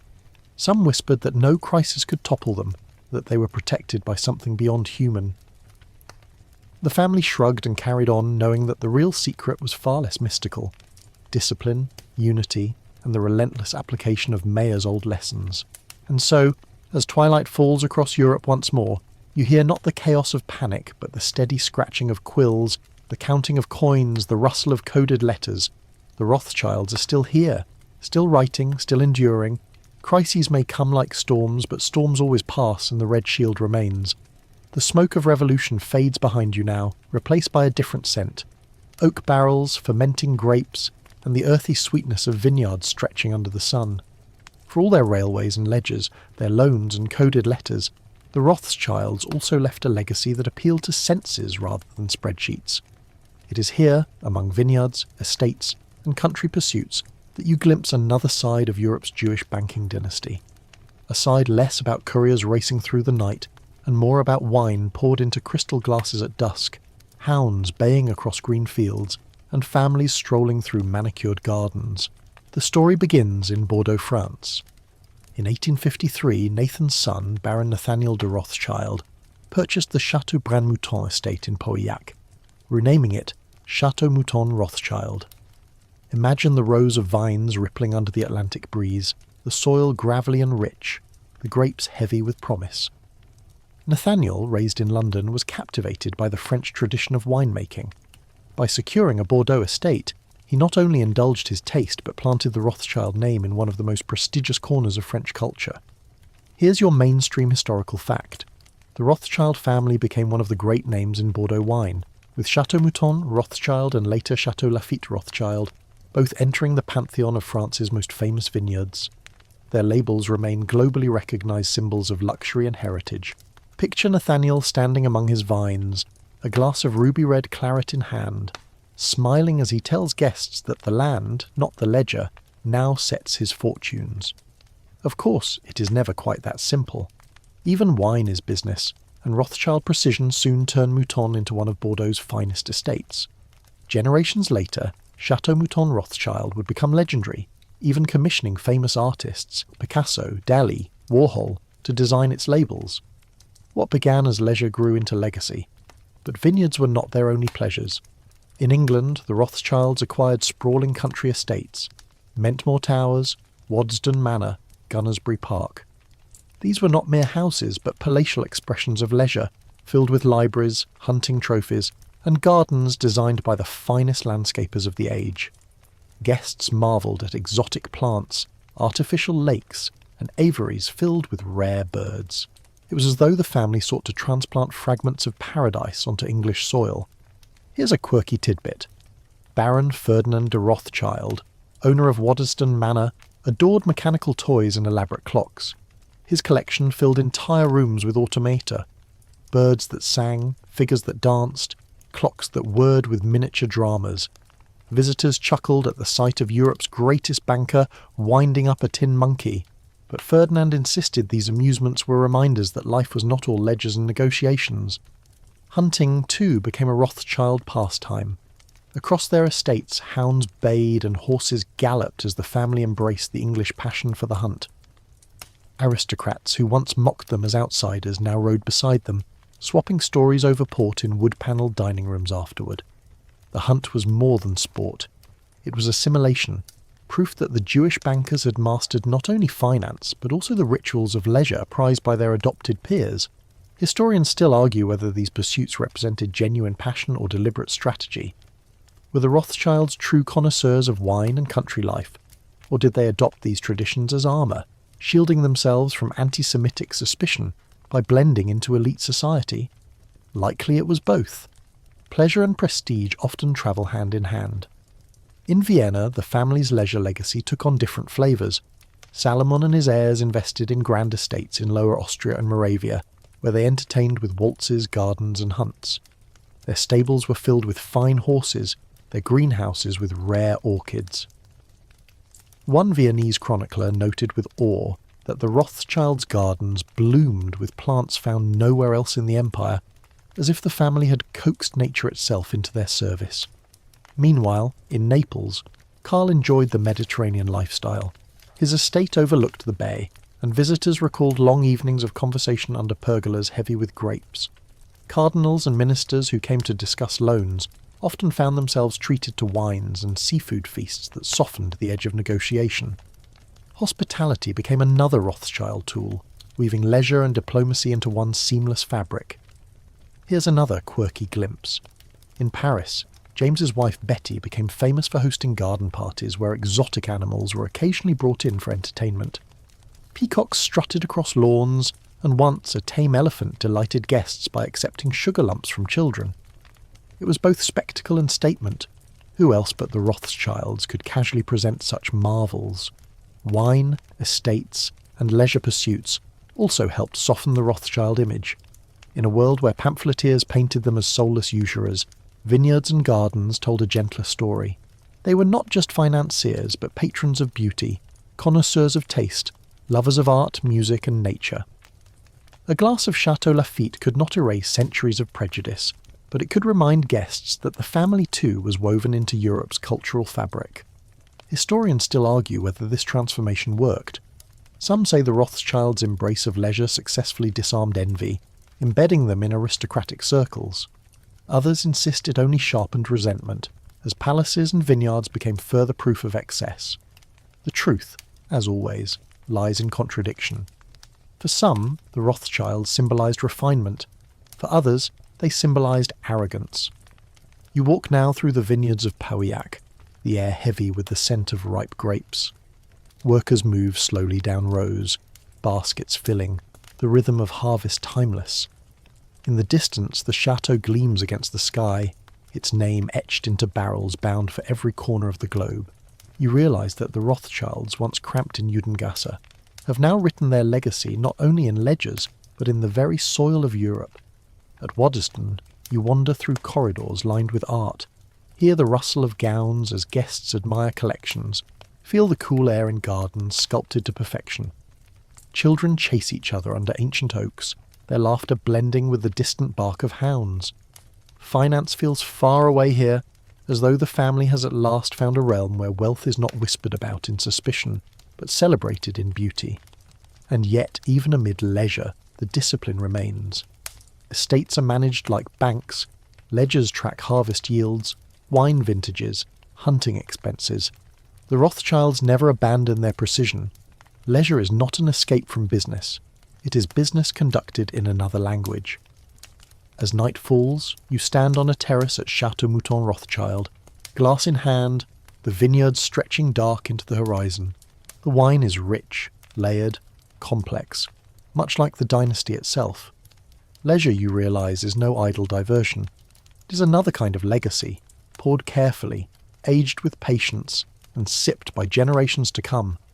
The gaslights flicker on in London's Parliament, casting long shadows across benches worn by centuries of debate.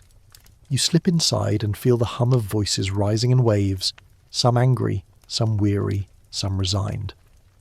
It is the mid-19th century, and the chamber is alive with argument about one question: should a Jew be allowed to sit among them as a full member of Britain's legislature?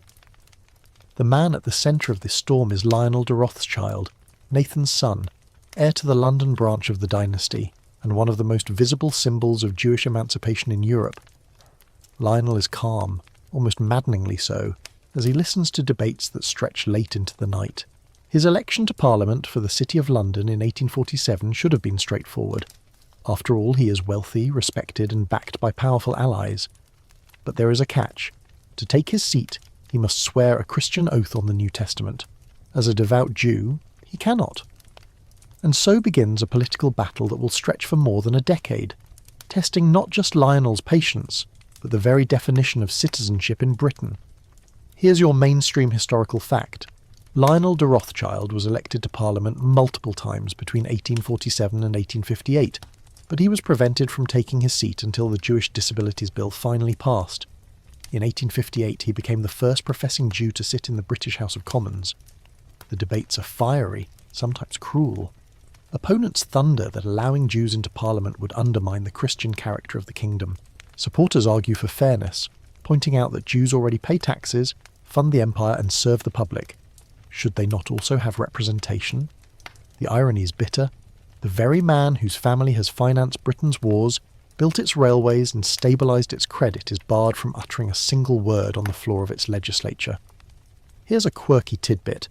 During those years of exclusion, Lionel dutifully presented himself at Parliament after each re-election, dressed impeccably, ready to take his seat. Each time he refused to pronounce the Christian oath, bowed and quietly left. The ritual became a kind of theatre. Londoners joked that Lionel held a record for most elections won without saying a word. The battle stretches beyond Britain. In Vienna, Salomon's heirs face similar struggles. Jews in the Austro-Hungarian Empire remain excluded from many professions and honours, regardless of their contributions. In Paris, James enjoys glittering prestige, yet anti-Semitic murmurs never cease, ready to flare at any political crisis. The Rothschilds embody both progress and prejudice, proof that Jews can rise to the highest ranks, and proof to their enemies that Jews should be contained. Historians still argue whether the Rothschilds actively sought emancipation for all Jews, or whether they focused primarily on their own rights. Some point to their philanthropy, funding schools, hospitals and synagogues, as evidence of broader commitment. Others note that the family often moved cautiously, reluctant to provoke backlash by pushing too hard. The truth, as ever, is tangled. The Rothschilds were symbols whether they liked it or not, and every gain they made was seen as a gain for Jews across Europe. You picture Lionel in 1858, finally walking into the Commons to take his seat. He swears a modified oath, one that allows him to remain true to his faith. The moment is quiet, almost anticlimactic yet monumental. Centuries of exclusion crack open, and behind Lionel's calm figure marches the hope of emancipation for an entire community. Outside, crowds cheer, inside, some MPs scowl. But the precedent is set. A Jew now sits among lawmakers. Here's another quirky glimpse. Lionel's entry into Parliament so flustered some traditionalists that they insisted the Chamber's seating plan be adjusted to avoid confusion. Of course, there was no practical reason for this. It was simply an anxious attempt to mark him as different.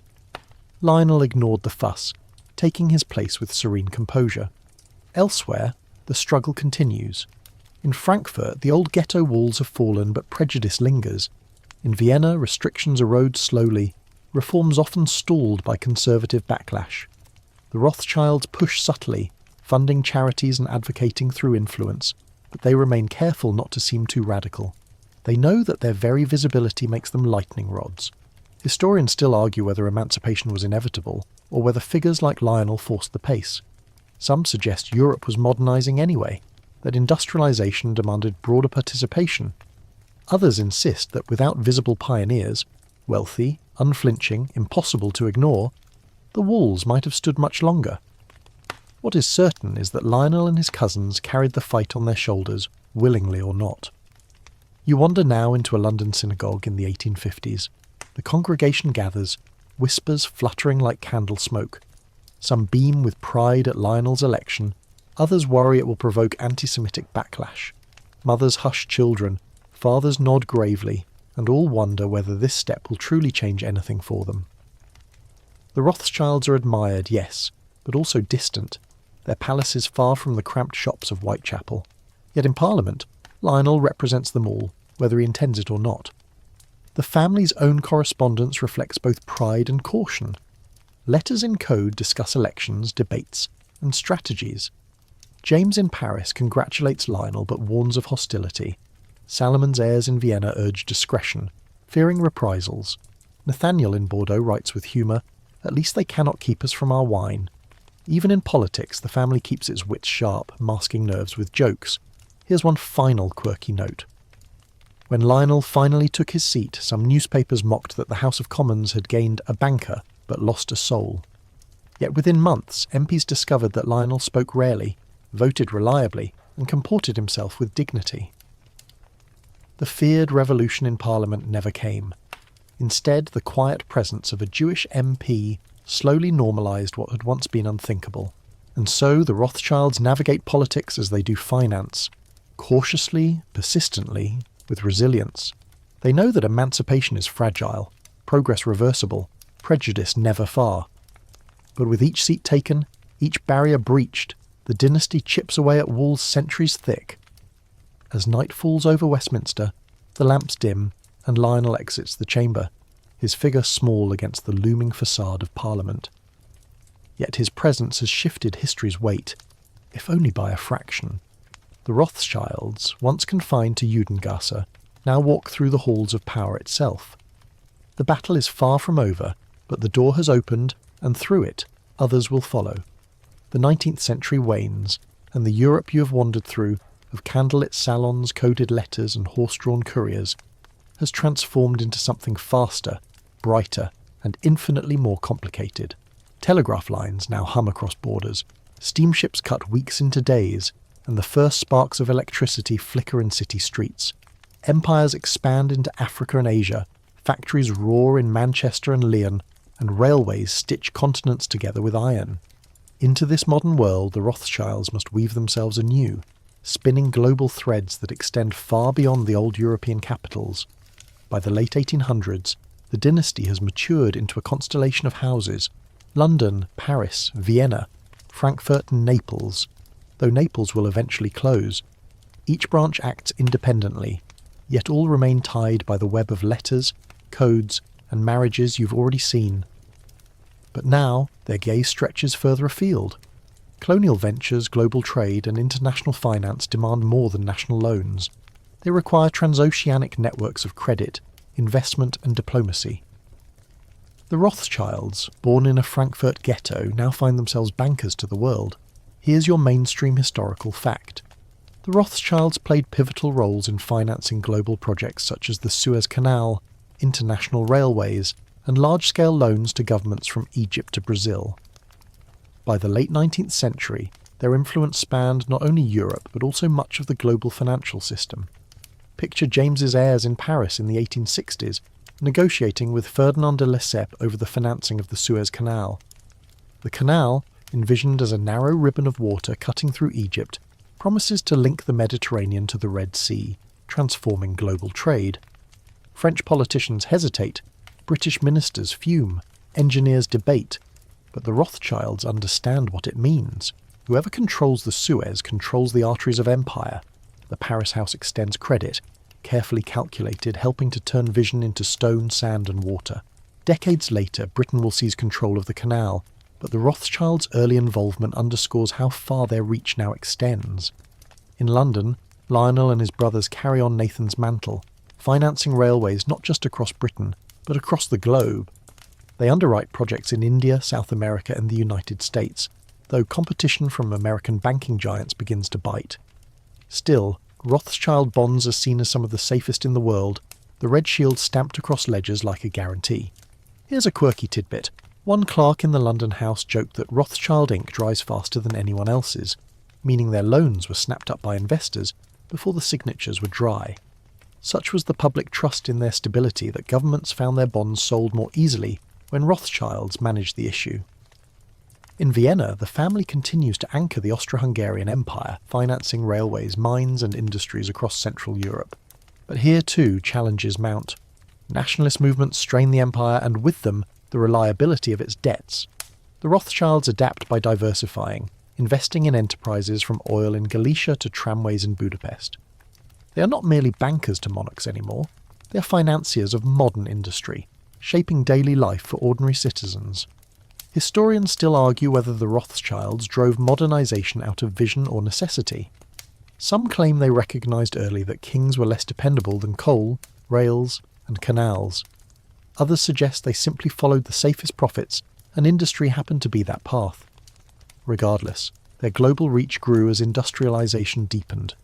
Frankfurt, the family's birthplace, gradually declines in importance. Amschel, who remained to guard the original house, dies without heirs, and by the late century Frankfurt ceases to be a Rothschild centre. Yet even as one route withers, branches elsewhere flourish. In Paris, London and Vienna, the dynasty thrives, adapting to modern capitalism while clinging to its traditions of secrecy and unity. Here's another quirky glimpse. When telegraphs became widespread, the Rothschilds initially distrusted them. Too public, too easy to intercept, too fast to double-check. For years they continued to rely on their private couriers, even as rivals embraced telegrams. Eventually, practicality won out, but the family never abandoned coded language, ensuring that even an intercepted wire revealed nothing but gibberish. By the turn of the 20th century, the Rothschilds' portfolio includes more than loans and railways. They invest in oil fields in Baku, in copper mines in Spain, in wine that still flows from Bordeaux. Their estates host princes and industrialists alike. Their art collections rival national museums, and their charities support hospitals and schools across Europe. They are no longer merely financiers, they are institutions woven into the fabric of modern life. Yet power never rests easy. Rivals rise, the Morgans in America, the Warburgs in Germany, the Schroders in London. The Rothschilds no longer hold the unchallenged dominance they once did. Markets have grown larger, more complex, beyond the grasp of any single dynasty. The family adapts, shifting toward consortiums, partnerships and joint ventures, recognizing that the age of solitary empires is ending. Historians still argue whether this decline in dominance was inevitable, or whether the Rothschilds grew too cautious. Some suggest their tradition of secrecy and conservatism, once strengths, made them hesitant in an era demanding bold speculation. Others argue that surviving, even if diminished, in a world of volatile markets, was itself proof of brilliance. You stand now in London in 1900, watching steamships depart for India, their holds filled with textiles and tea, their passage through Suez financed in part by Rothschild credit. Telegraph lines hum overhead, carrying messages in seconds that once took weeks. Factories belch smoke, workers swarm streets, and the stock exchange buzzes with speculation. In this modern maelstrom, the Rothschilds are still present, their red shield quietly stamped on bonds, their estates glittering with light. And here's one last quirky note. In 1902, a Rothschild in England financed a project not of railways or canals, but of zoology. Walter Rothschild of Tring amassed one of the largest private natural history collections in the world. Stuffed birds, insects, even a giant tortoise. He once drove a carriage pulled not by horses but by zebras through London, just to prove they could be trained. It was a reminder that Rothschild wealth funded not only finance and art, but eccentric passions too. As twilight settles, you see the dynasty stretched across continents, threads shimmering like telegraph wires in the fading light. They no longer control Europe's destiny alone, but their influence endures, less dramatic perhaps, but deeply embedded in the arteries of global finance, industry and culture. The family that once sent couriers through mud and snow now sends investments across oceans. The red shield, though weathered, still glows faintly at the centre of a vast interconnected world. The century turns again, and you drift now through a Europe that no longer resembles the one Meyer Amschel Rothschild knew. The Judengasse of Frankfurt has been demolished, the walls pulled down, the narrow alleys widened into boulevards. Trains roar where once couriers clattered, telegraphs hum where once coded letters crept across frontiers. Yet the name Rothschild, like an echo, persists, sometimes spoken with admiration, sometimes with suspicion, always with fascination, for dynasties rise and fall, but myths cling more stubbornly than palaces of stone. The Rothschilds have already endured revolutions, panics, pogroms and wars. Their palaces glitter still in Paris, London and Vienna. Their vineyards pour wine into glasses across continents. Their art collections swell museums. Their charities feed the poor. And yet walk into any café in fin de siècle Europe. Lean closer to the smoke-filled tables, and you will hear whispers that the Rothschilds secretly control nations, that their gold bought victories and defeats, that their web still spins invisibly above all. Here's your mainstream historical fact. By the early 20th century, the Rothschilds had become the subject of enduring conspiracy theories, often rooted in anti-Semitism, portraying them as puppet masters of global finance. These myths persisted even as the family's actual dominance waned in comparison to newer financial powers like the Morgans and Rockefellers. The paradox is striking. By 1900, the Rothschilds no longer hold the singular grip on finance they once did. Markets are too vast, empires too sprawling, competition too fierce. Yet in the imagination of millions, they remain omnipotent, their name shorthand for money itself. Children whisper it in alleys, novelists drop it in pages with sinister flair, and demagogues shout it from pulpits as proof that the world is not as it seems. Here's a quirky tidbit. In Victorian England, a Rothschild entered slang as a term for anyone impossibly wealthy. A man who inherited a fortune might be teased. Well, you're a Rothschild now. The name became less a family than a symbol, stretched into jokes, idioms and tall tales. Historians still argue why these myths endure. Some point to anti-Semitism's ancient roots, needing only a wealthy Jewish family to latch onto. Others suggest that the Rothschilds' very success, built on secrecy, codes and unity, created an aura that begged for speculation. Perhaps it is simply human nature to turn the invisible forces of finance into faces, to imagine that behind the storm of markets stands a single hand, steady or sinister. You walk into a Paris bookshop in 1905. On the shelf lie pamphlets railing against the Rothschilds, painting them as hidden tyrants. Beside them lie glossy newspapers praising their vineyards and philanthropy. On one page they are monsters, on the next patrons of civilization. The contradiction is dizzying, but it reveals a deeper truth. Myth is rarely consistent, only persistent. The family itself adapts. In London, they continue to support science, sponsoring research in medicine, zoology and botany. In Vienna, their estates host music and art even as anti-Semitic politics rise. In Paris, their wines and palaces dazzle, even while papers lampoon them. They are both present and absent, retreating into privacy when slander grows loud, yet stepping forward when prestige demands. Here's another quirky glimpse. Baron Edmund de Rothschild, a Paris cousin, devoted himself to supporting Jewish settlements in Ottoman Palestine, funding agriculture and infrastructure. Locals in those villages nicknamed him Hanadiv Hayadua, the famous benefactor. While Europe gossiped about conspiracies, Edmund quietly planted vineyards and orange groves that would later form part of modern Israel's economy. As decades pass, memory begins to overtake reality. The Rothschilds' early triumphs, Nathan at Waterloo, James in Paris salons, Salomon with Metternich, Karl with the Vatican, are retold, embroidered, half fact and half fable. Their palaces become museums, their art enters public collections, their vineyards still pour into glasses at grand dinners. But their name, more than their deeds, becomes the true inheritance. Historians still argue how to measure their legacy. Was it in the railways and canals, the infrastructure that modernised Europe? Was it in philanthropy, the hospitals, schools, charities that bore their name? Or was it in myth itself, the enduring aura of power that made them symbols far beyond their actual reach? Perhaps all three, bound together like the 5 arrows in Mayer's quiver. You drift now across Europe once more. In Frankfurt, tourists stroll where the ghetto once stood, unaware that the world's most famous bankers began in cramped, dark alleys. In Paris, Chateau Lafite Rothschild pours vintages worth fortunes, the name glowing like a jewel on restaurant menus. In London, Waddesdon Manor welcomes visitors, its art and gardens curated with care. In Vienna, faded estates whisper of a grandeur dimmed but not forgotten. And in whispered conversations, on trains, in cafes, in novels, the Rothschilds remain alive, sometimes as benefactors, sometimes as villains, sometimes as both at once. Their dynasty proves that history is never only what happened.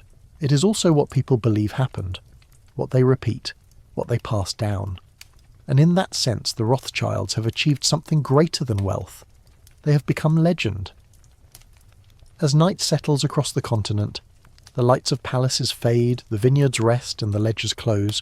The red shield, once painted above a Frankfurt door, now lingers in memory, symbol more than sign.